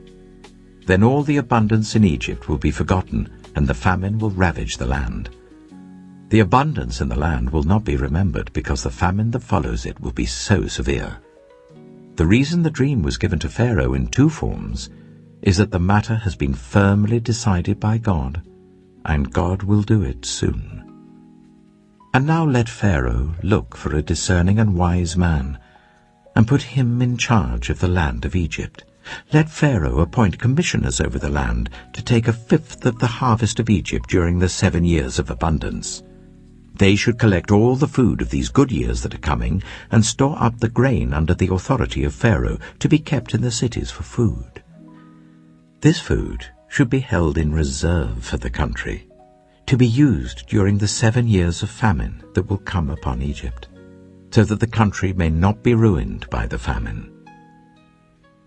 The plan seemed good to Pharaoh and to all his officials. So Pharaoh asked them, "Can we find anyone like this man, one in whom is the Spirit of God?" Then Pharaoh said to Joseph, "Since God has made all this known to you, there is no one so discerning and wise as you. You shall be put in charge of my palace, and all my people are to submit to your orders. Only with respect to the throne will I be greater than you." So Pharaoh said to Joseph, "I hereby put you in charge of the whole land of Egypt." Then Pharaoh took his signet ring from his finger and put it on Joseph's finger. He dressed him in robes of fine linen and put a gold chain around his neck. He had him ride in a chariot as his second in command, and people shouted before him, "Make way!" Thus he put him in charge of the whole land of Egypt. Then Pharaoh said to Joseph, "I am Pharaoh, but without your word, no one will lift hand or foot in all Egypt." Pharaoh gave Joseph the name Zapanath-Paneah, and gave him Asenath, daughter of Potiphera, priest of On, to be his wife. And Joseph went throughout the land of Egypt. Joseph was 30 years old when he entered the service of Pharaoh, king of Egypt, and Joseph went out from Pharaoh's presence and traveled throughout Egypt. During the 7 years of abundance the land produced plentifully. Joseph collected all the food produced in those 7 years of abundance in Egypt and stored it in the cities. In each city he put the food grown in the fields surrounding it. Joseph stored up huge quantities of grain like the sand of the sea. It was so much that he stopped keeping records because it was beyond measure. Before the years of famine came, 2 sons were born to Joseph by Asenath, daughter of Potiphera, priest of On. Joseph named his firstborn Manasseh, and said, "It is because God has made me forget all my trouble and all my father's household." The second son he named Ephraim, and said, "It is because God has made me fruitful in the land of my suffering." The 7 years of abundance in Egypt came to an end, and the 7 years of famine began, just as Joseph had said. There was famine in all the other lands, but in the whole land of Egypt there was food. When all Egypt began to feel the famine, the people cried to Pharaoh for food. Then Pharaoh told all the Egyptians, "Go to Joseph and do what he tells you." When the famine had spread over the whole country, Joseph opened all the storehouses and sold grain to the Egyptians, for the famine was severe throughout Egypt. And all the world came to Egypt to buy grain from Joseph, because the famine was severe everywhere. Genesis chapter 42. When Jacob learned that there was grain in Egypt, he said to his sons, "Why do you just keep looking at each other?" He continued, "I have heard that there is grain in Egypt. Go down there and buy some for us, so that we may live and not die." Then 10 of Joseph's brothers went down to buy grain from Egypt. But Jacob did not send Benjamin, Joseph's brother, with the others, because he was afraid that harm might come to him. So Israel's sons were among those who went to buy grain, for there was famine in the land of Canaan also. Now Joseph was the governor of the land, the person who sold grain to all its people. So when Joseph's brothers arrived, they bowed down to him with their faces to the ground. As soon as Joseph saw his brothers, he recognized them, but he pretended to be a stranger and spoke harshly to them. "Where do you come from?" he asked. "From the land of Canaan," they replied, "to buy food." Although Joseph recognized his brothers, they did not recognize him. Then he remembered his dreams about them and said to them, "You are spies. You have come to see where our land is unprotected." "No, my lord," they answered.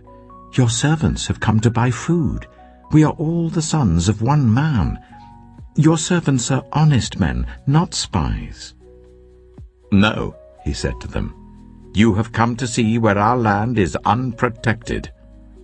But they replied, Your servants were 12 brothers, the sons of one man who lives in the land of Canaan.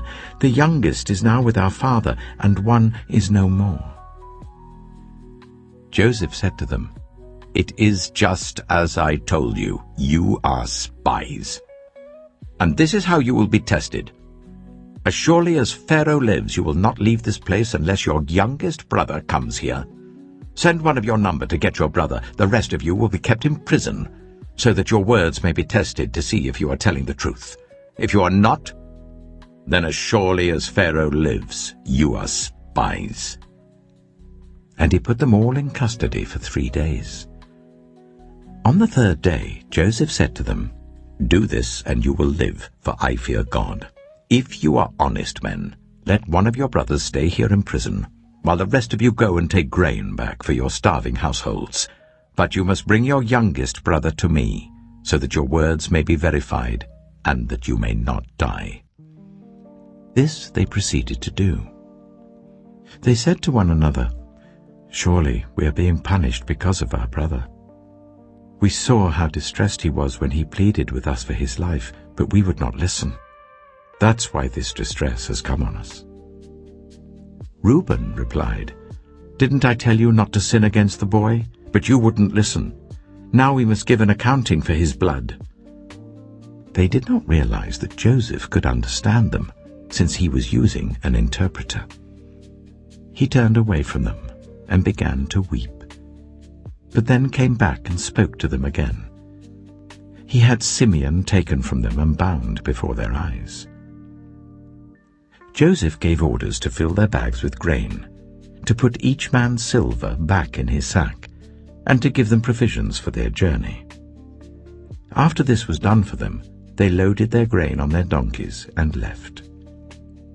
At the place where they stopped for the night, one of them opened his sack to get feed for his donkey, and he saw his silver in the mouth of his sack. "My silver has been returned," he said to his brothers. "Here it is in my sack." Their hearts sank, and they turned to each other trembling and said, "What is this that God has done to us?" When they came to their father Jacob in the land of Canaan, they told him all that had happened to them. They said, "The man who is lord over the land spoke harshly to us and treated us as though we were spying on the land. But we said to him, 'We are honest men, we're not spies. We were 12 brothers, sons of one father. One is no more, and the youngest is now with our father in Canaan.' Then the man who is lord over the land said to us, 'This is how I will know whether you are honest men. Leave one of your brothers here with me, and take food for your starving households, and go. But bring your youngest brother to me, so I will know that you are not spies, but honest men. Then I will give your brother back to you, and you can trade in the land.'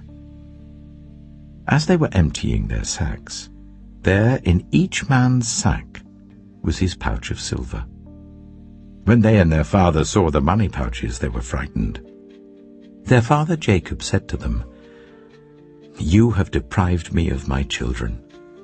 Joseph is no more, and Simeon is no more.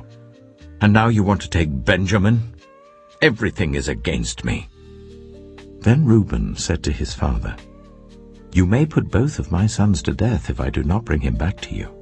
Entrust him to my care, and I will bring him back.' But Jacob said, 'My son will not go down there with you. His brother is dead, and he is the only one left. If harm comes to him on the journey you are taking, you will bring my gray head down to the grave in sorrow.'" Genesis chapter 43.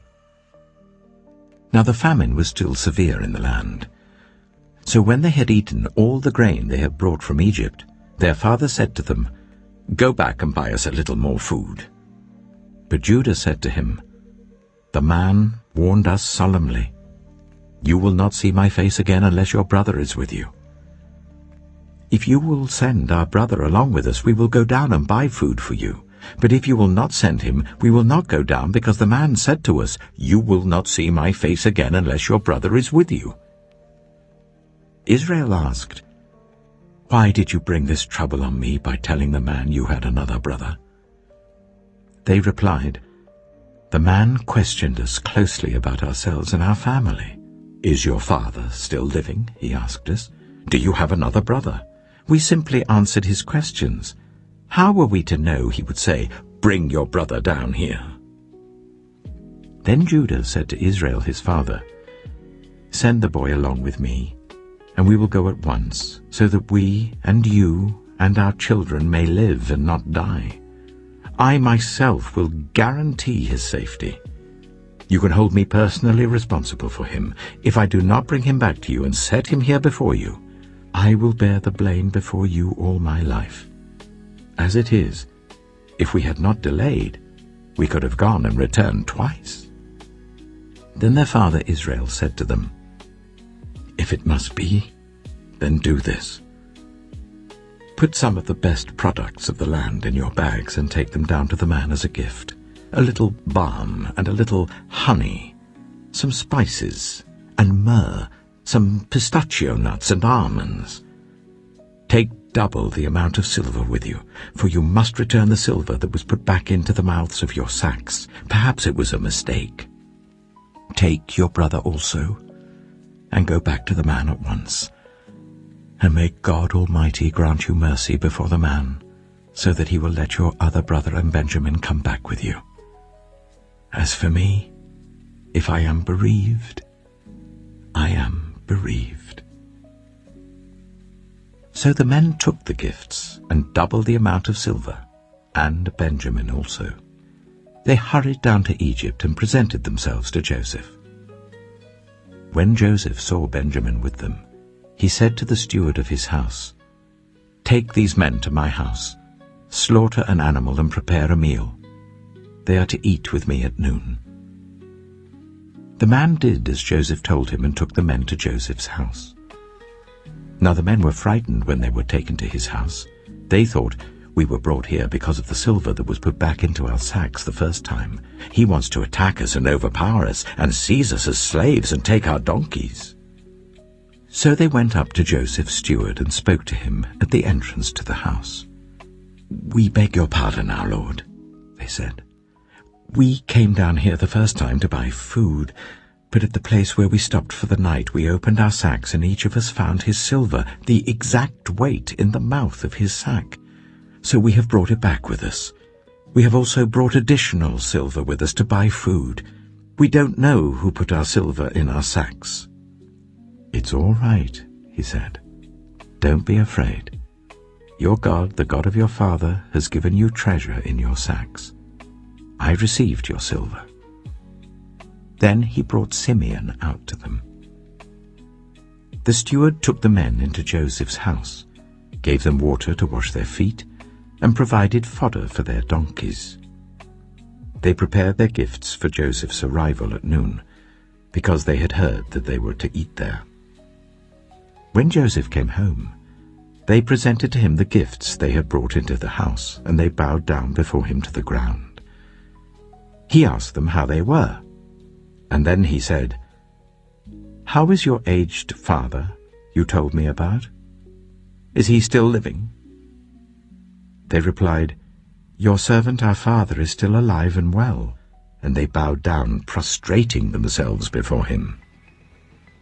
As he looked about and saw his brother Benjamin, his own mother's son, he asked, "Is this your youngest brother, the one you told me about?" And he said, "God be gracious to you, my son." Deeply moved at the sight of his brother, Joseph hurried out and looked for a place to weep. He went into his private room and wept there. After he had washed his face, he came out and, controlling himself, said, "Serve the food."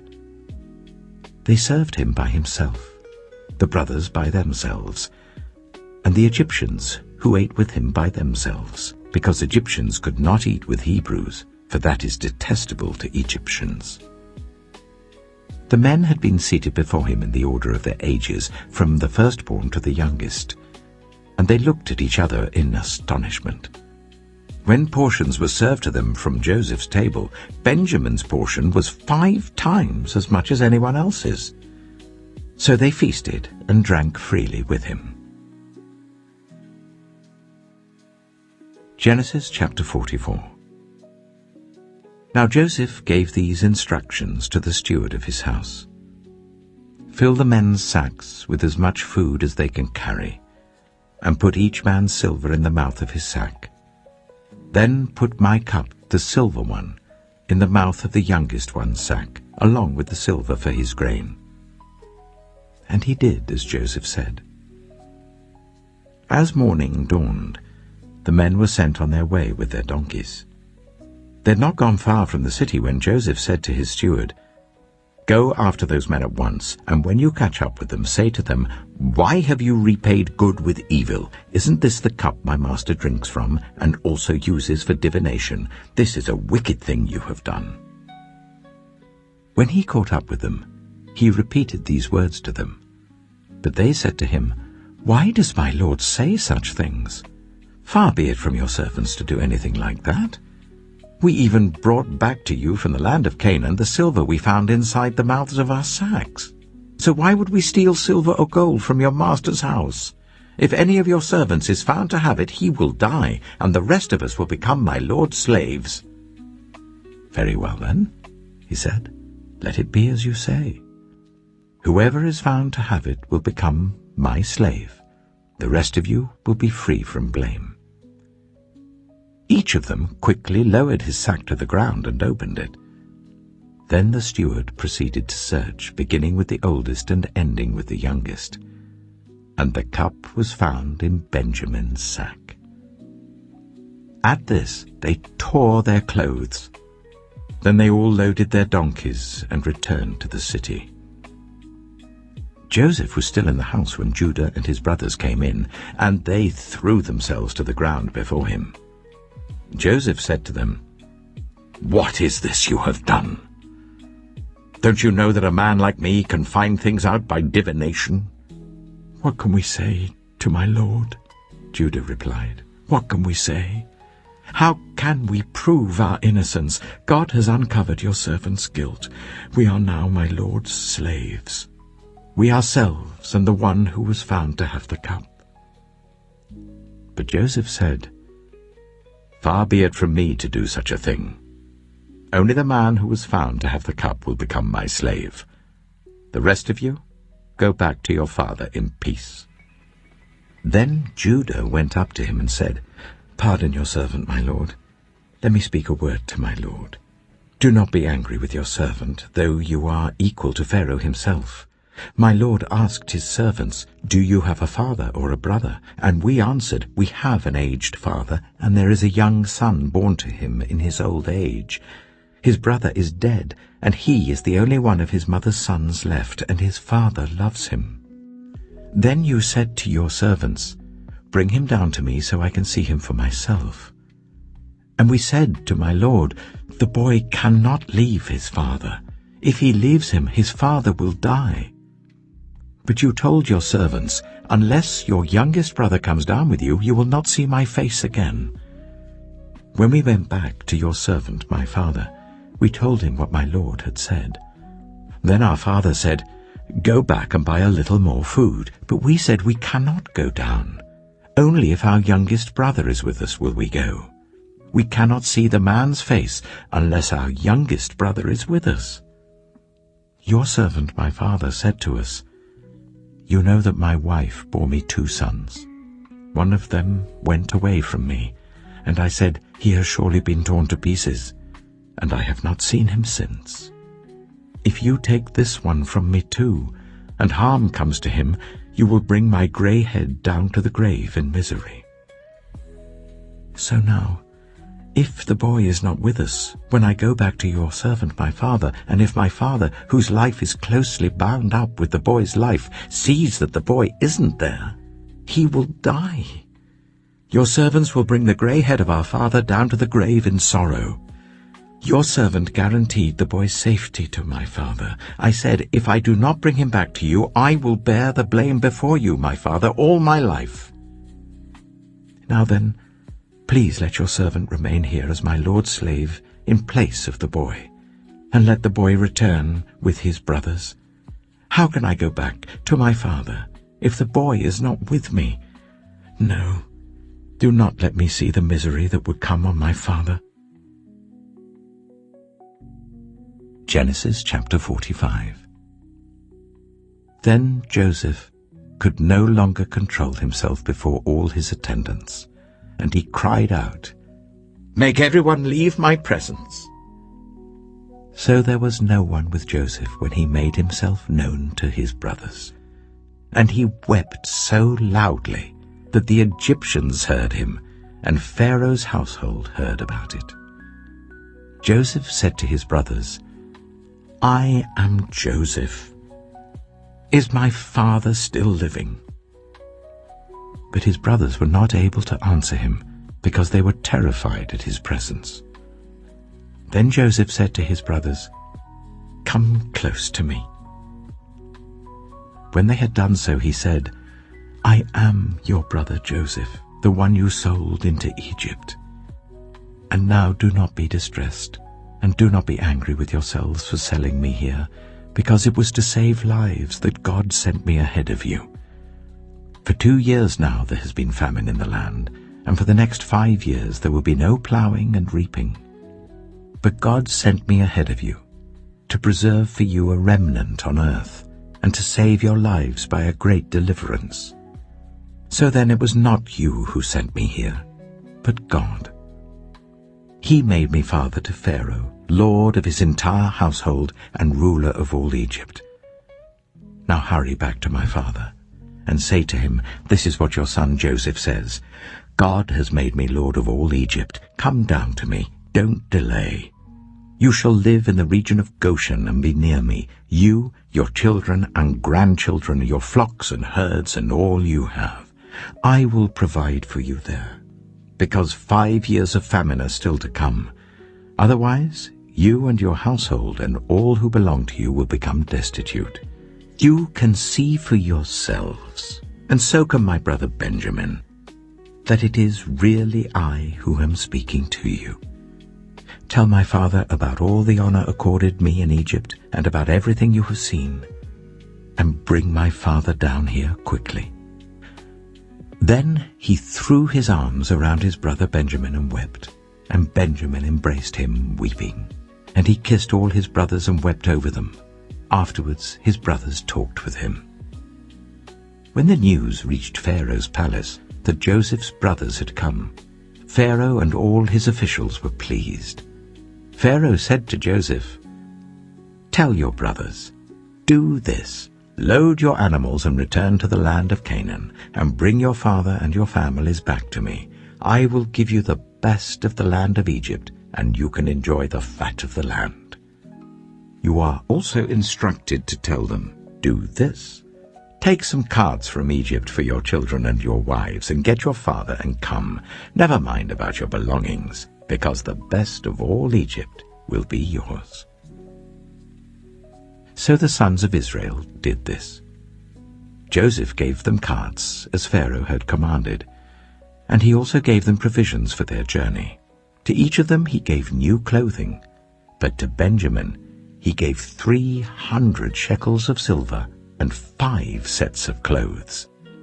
And this is what he sent to his father: 10 donkeys loaded with the best things of Egypt, and 10 female donkeys loaded with grain and bread and other provisions for his journey.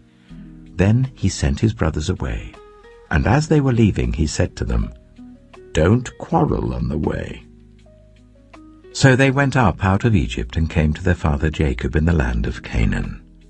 They told him, "Joseph is still alive. In fact, he is ruler of all Egypt."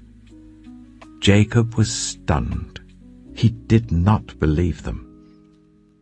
But when they told him everything Joseph had said to them, and when he saw the carts Joseph had sent to carry him back, the spirit of their father Jacob revived. And Israel said, "I'm convinced. My son Joseph is still alive. I will go and see him before I die." Genesis chapter 46. So Israel set out with all that was his, and when he reached Beersheba, he offered sacrifices to the God of his father Isaac. And God spoke to Israel in a vision at night and said, "Jacob, Jacob." "Here I am," he replied. "I am God, the God of your father," he said. "Do not be afraid to go down to Egypt, for I will make you into a great nation there. I will go down to Egypt with you, and I will surely bring you back again, and Joseph's own hand will close your eyes." Then Jacob left Beersheba, and Israel's sons took their father Jacob and their children and their wives in the carts that Pharaoh had sent to transport him. So Jacob and all his offspring went to Egypt, taking with them their livestock and the possessions they had acquired in Canaan. Jacob brought with him to Egypt his sons and grandsons and his daughters and granddaughters, all his offspring. These are the names of the sons of Israel, Jacob and his descendants who went to Egypt. Reuben, the firstborn of Jacob. The sons of Reuben, Hanok, Palu, Hezron, and Carmi. The sons of Simeon, Jemuel, Jamin, Ohad, Jachin, Zohar, and Shaul, the son of a Canaanite woman. The sons of Levi, Gershon, Kohath, and Merari. The sons of Judah, Onan, Shelah, Perez, and Zerah. But and Onan had died in the land of Canaan. The sons of Perez, Hezron and Hamul. The sons of Issachar, Tola, Pua, Jeshub, and Shimron. The sons of Zebulun, Sered, Elon, and Jahilel. These were the sons Leah bore to Jacob in Paddan Aram, besides his daughter Dinah. These sons and daughters of his were 33 in all. The sons of Gad, Zephon, Haggai, Shunai, Esbon, Eri, Erodai, and Arilai. The sons of Asher, Imnah, Ishbah, Ishbi, and Beriah. Their sister was Sirah. The sons of Beriah, Heber and Malkiel. These were the children born to Jacob by Zilpah, whom Laban had given to his daughter Leah, 16 in all. The sons of Jacob's wife Rachel, Joseph and Benjamin. In Egypt, Manasseh and Ephraim were born to Joseph by Asenath, daughter of Potiphar, priest of On. The sons of Benjamin, Bela, Becher, Ashbel, Jirah, Naaman, Ehi, Rosh, Muppim, Huppim, and Ard. These were the sons of Rachel who were born to Jacob, 14 in all. The son of Dan, Hushim. The sons of Naphtali, Jaziel, Gunai, Jezer, and Shillem. These were the sons born to Jacob by Bilhah, whom Laban had given to his daughter Rachel, 7 in all. All those who went to Egypt with Jacob, those who were his direct descendants, not counting his sons' wives, numbered 66 persons. With the 2 sons who had been born to Joseph in Egypt, the members of Jacob's family, which went to Egypt, were 70 in all. Now Jacob sent Judah ahead of him to Joseph to get directions to Goshen. When they arrived in the region of Goshen, Joseph had his chariot made ready and went to Goshen to meet his father Israel. As soon as Joseph appeared before him, he threw his arms around his father and wept for a long time. Israel said to Joseph, "Now I'm ready to die, since I have seen for myself that you are still alive." Then Joseph said to his brothers and to his father's household, "I will go up and speak to Pharaoh, and will say to him, 'My brothers and my father's household who are living in the land of Canaan have come to me. The men are shepherds, they tend livestock, and they have brought along their flocks and herds and everything they own.' When Pharaoh calls you in and asks, 'What is your occupation?' you should answer, 'Your servants have tended livestock from our boyhood on, just as our fathers did.' Then you will be allowed to settle in the region of Goshen, for all shepherds are detestable to the Egyptians." Genesis chapter 47. Joseph went and told Pharaoh, "My father and brothers with their flocks and herds and everything they own have come from the land of Canaan and are now in Goshen." He chose 5 of his brothers and presented them before Pharaoh. Pharaoh asked the brothers, "What is your occupation?" "Your servants are shepherds," they replied to Pharaoh, "just as our fathers were." They also said to him, "We have come to live here for a while because the famine is severe in Canaan, and your servants' flocks have no pasture. So now please let your servants settle in Goshen." Pharaoh said to Joseph, "Your father and your brothers have come to you, and the land of Egypt is before you. Settle your father and your brothers in the best part of the land. Let them live in Goshen, and if you know of any among them with special ability, put them in charge of my own livestock." Then Joseph brought his father Jacob in and presented him before Pharaoh. After Jacob blessed Pharaoh, Pharaoh asked him, "How old are you?" And Jacob said to Pharaoh, "The years of my pilgrimage are 130. My years have been few and difficult, and they do not equal the years of the pilgrimage of my fathers." Then Jacob blessed Pharaoh and went out from his presence. So Joseph settled his father and his brothers in Egypt and gave them property in the best part of the land, the district of Ramesses, as Pharaoh directed. Joseph also provided his father and his brothers and all his father's household with food according to the number of their children. There was no food, however, in the whole region because the famine was severe. Both Egypt and Canaan wasted away because of the famine. Joseph collected all the money that was to be found in Egypt and Canaan in payment for the grain that they were buying, and he brought it to Pharaoh's palace. When the money of the people of Egypt and Canaan was gone, all Egypt came to Joseph and said, "Give us food. Why should we die before your eyes? Our money is all gone." "Then bring your livestock," said Joseph. "I will sell you food in exchange for your livestock, since your money is gone." So they brought their livestock to Joseph, and he gave them food in exchange for their horses, their sheep and goats, their cattle and donkeys. And he brought them through that year with food in exchange for all their livestock. When that year was over, they came to him the following year and said, "We cannot hide from our lord the fact that since our money is gone and our livestock belongs to you, there is nothing left for our lord except our bodies and our land. Why should we perish before your eyes, we and our land as well? Buy us and our land in exchange for food, and we with our land will be in bondage to Pharaoh. Give us seed so that we may live and not die, and that the land may not become desolate." So Joseph bought all the land in Egypt for Pharaoh. The Egyptians, one and all, sold their fields because the famine was too severe for them. The land became Pharaoh's, and Joseph reduced the people to servitude from one end of Egypt to the other. However, he did not buy the land of the priests, because they received a fixed allowance from Pharaoh, and had food enough from the allowance Pharaoh gave them. That is why they did not sell their land.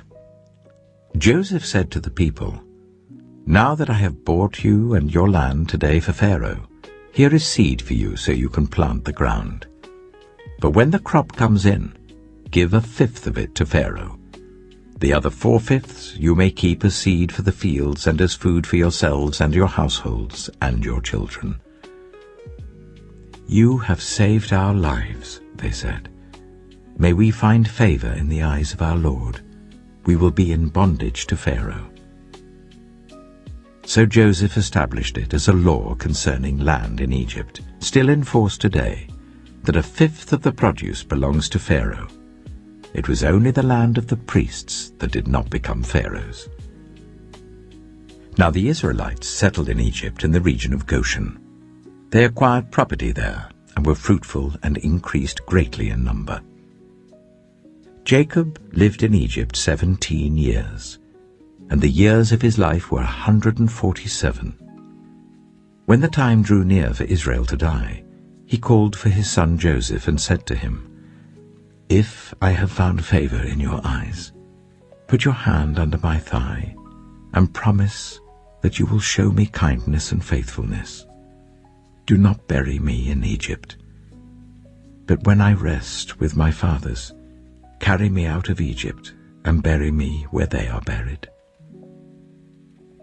"I will do as you say," he said. "Swear to me," he said.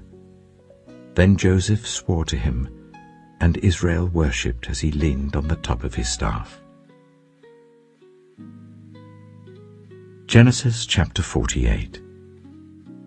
Some time later Joseph was told, "Your father is ill."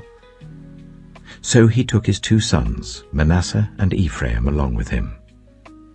When Jacob was told, "Your son Joseph has come to you," Israel rallied his strength and sat up on the bed.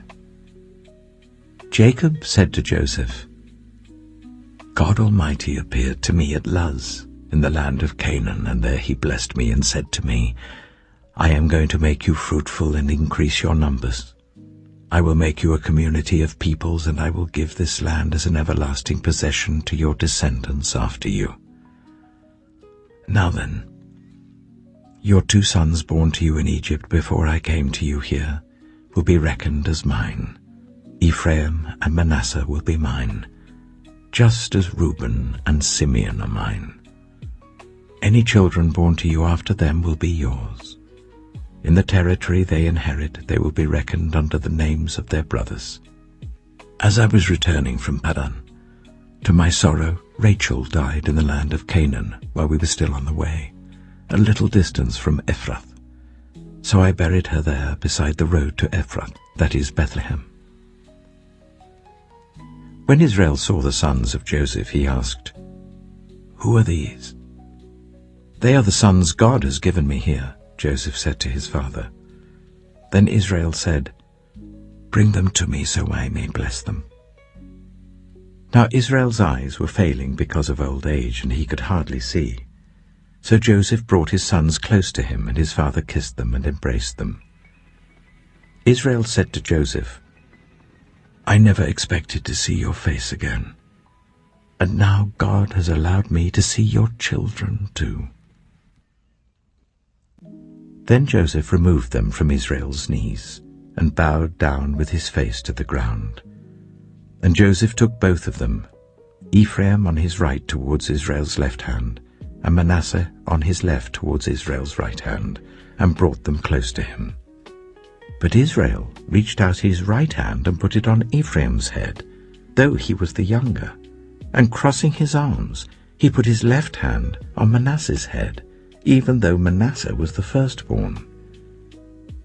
Then he blessed Joseph and said, "May the God before whom my fathers, Abraham and Isaac, walked faithfully, the God who has been my shepherd all my life to this day, the angel who has delivered me from all harm, may he bless these boys.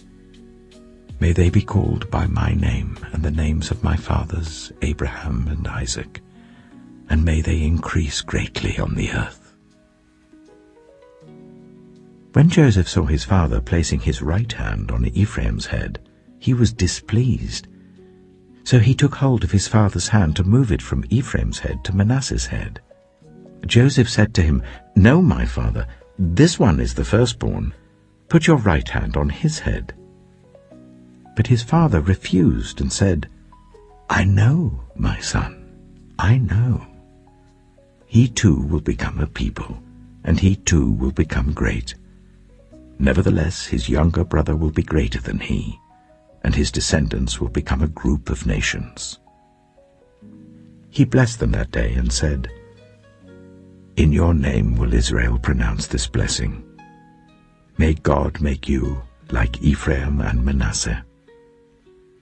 So he put Ephraim ahead of Manasseh. Then Israel said to Joseph, "I am about to die, but God will be with you and take you back to the land of your fathers. And to you I give one more ridge of land than to your brothers, the ridge I took from the Amorites with my sword and my bow.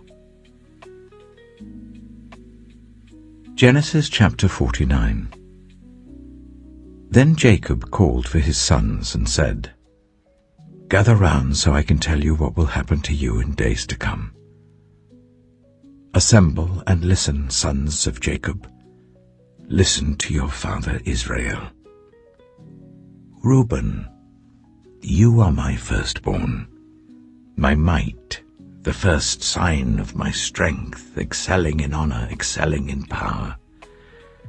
Turbulent as the waters, you will no longer excel. For you went up onto your father's bed, onto my couch, and defiled it. Simeon and Levi are brothers. Their swords are weapons of violence.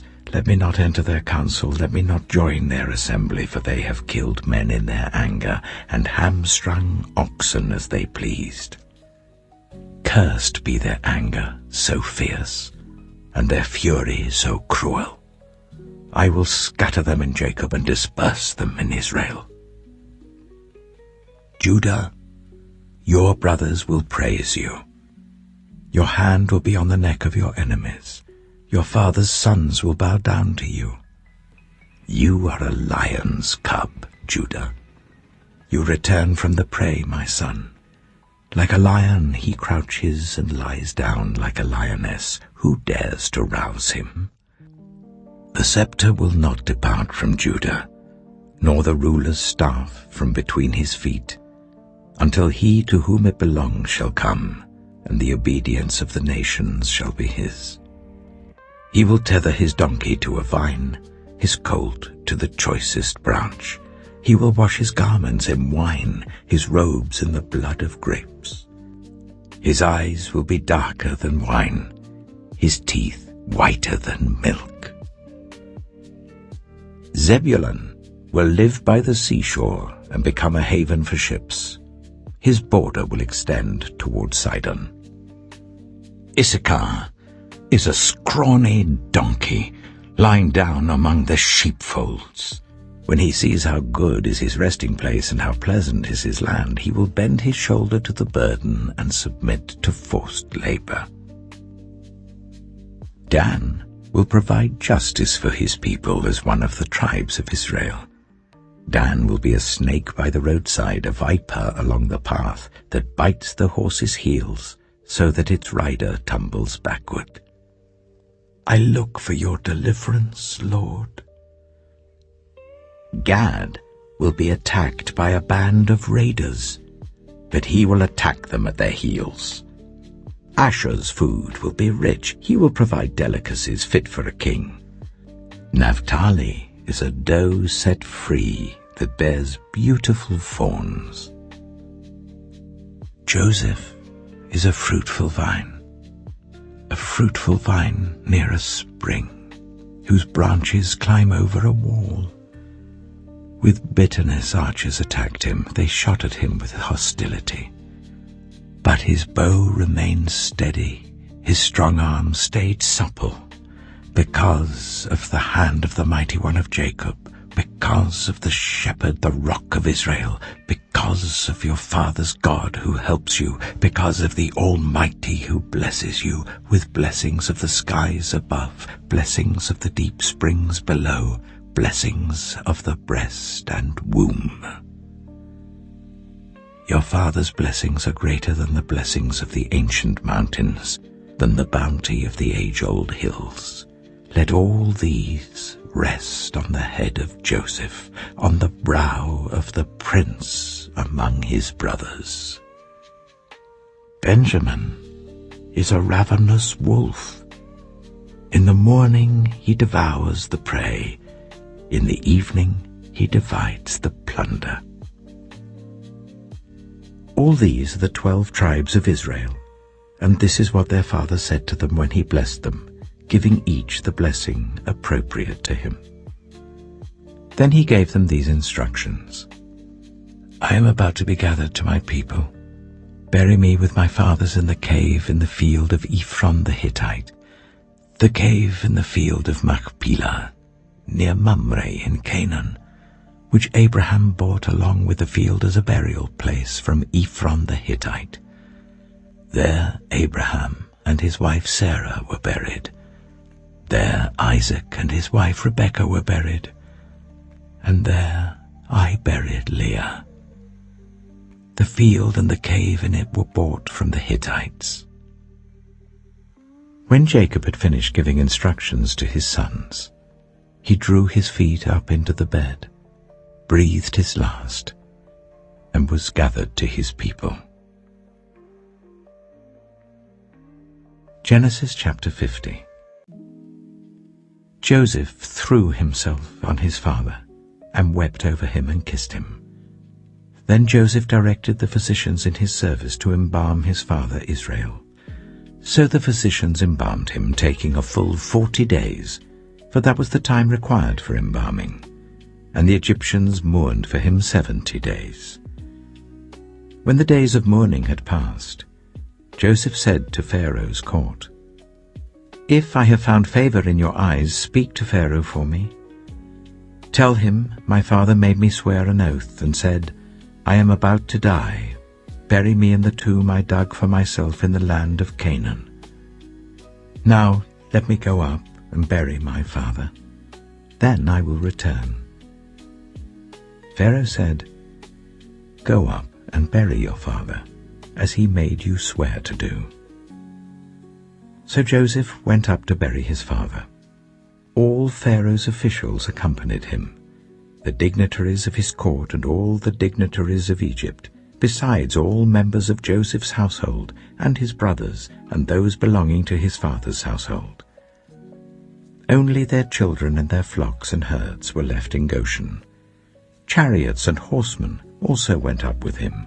It was a very large company. When they reached the threshing floor of Atad near the Jordan, they lamented loudly and bitterly, and there Joseph observed a 7-day period of mourning for his father.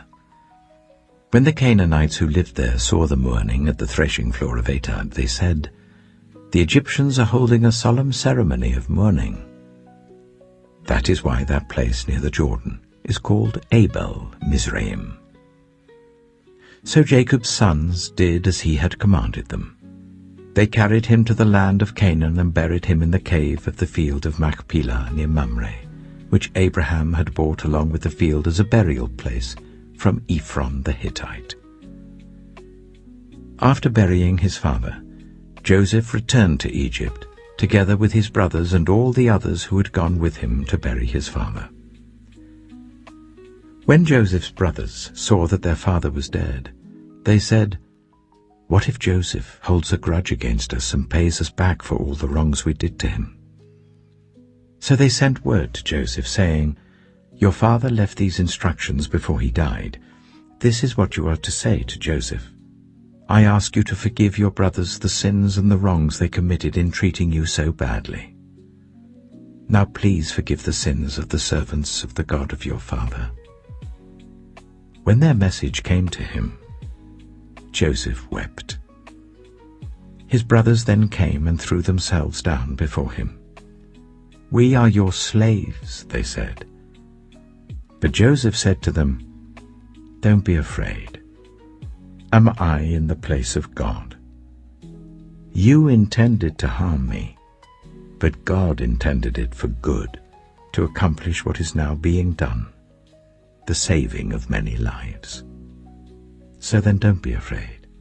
I will provide for you and your children." And he reassured them and spoke kindly to them. Joseph stayed in Egypt, along with all his father's family. He lived 110 years and saw the 3rd generation of Ephraim's children. Also the children of Machir, son of Manasseh, were placed at birth on Joseph's knees. Then Joseph said to his brothers, "I am about to die, but God will surely come to your aid and take you up out of this land, to the land he promised on oath to Abraham, Isaac, and Jacob." And Joseph made the Israelites swear an oath and said, "God will surely come to your aid, and then you must carry my bones up from this place." So Joseph died at the age of 110, And after they embalmed him, he was placed in a coffin in Egypt.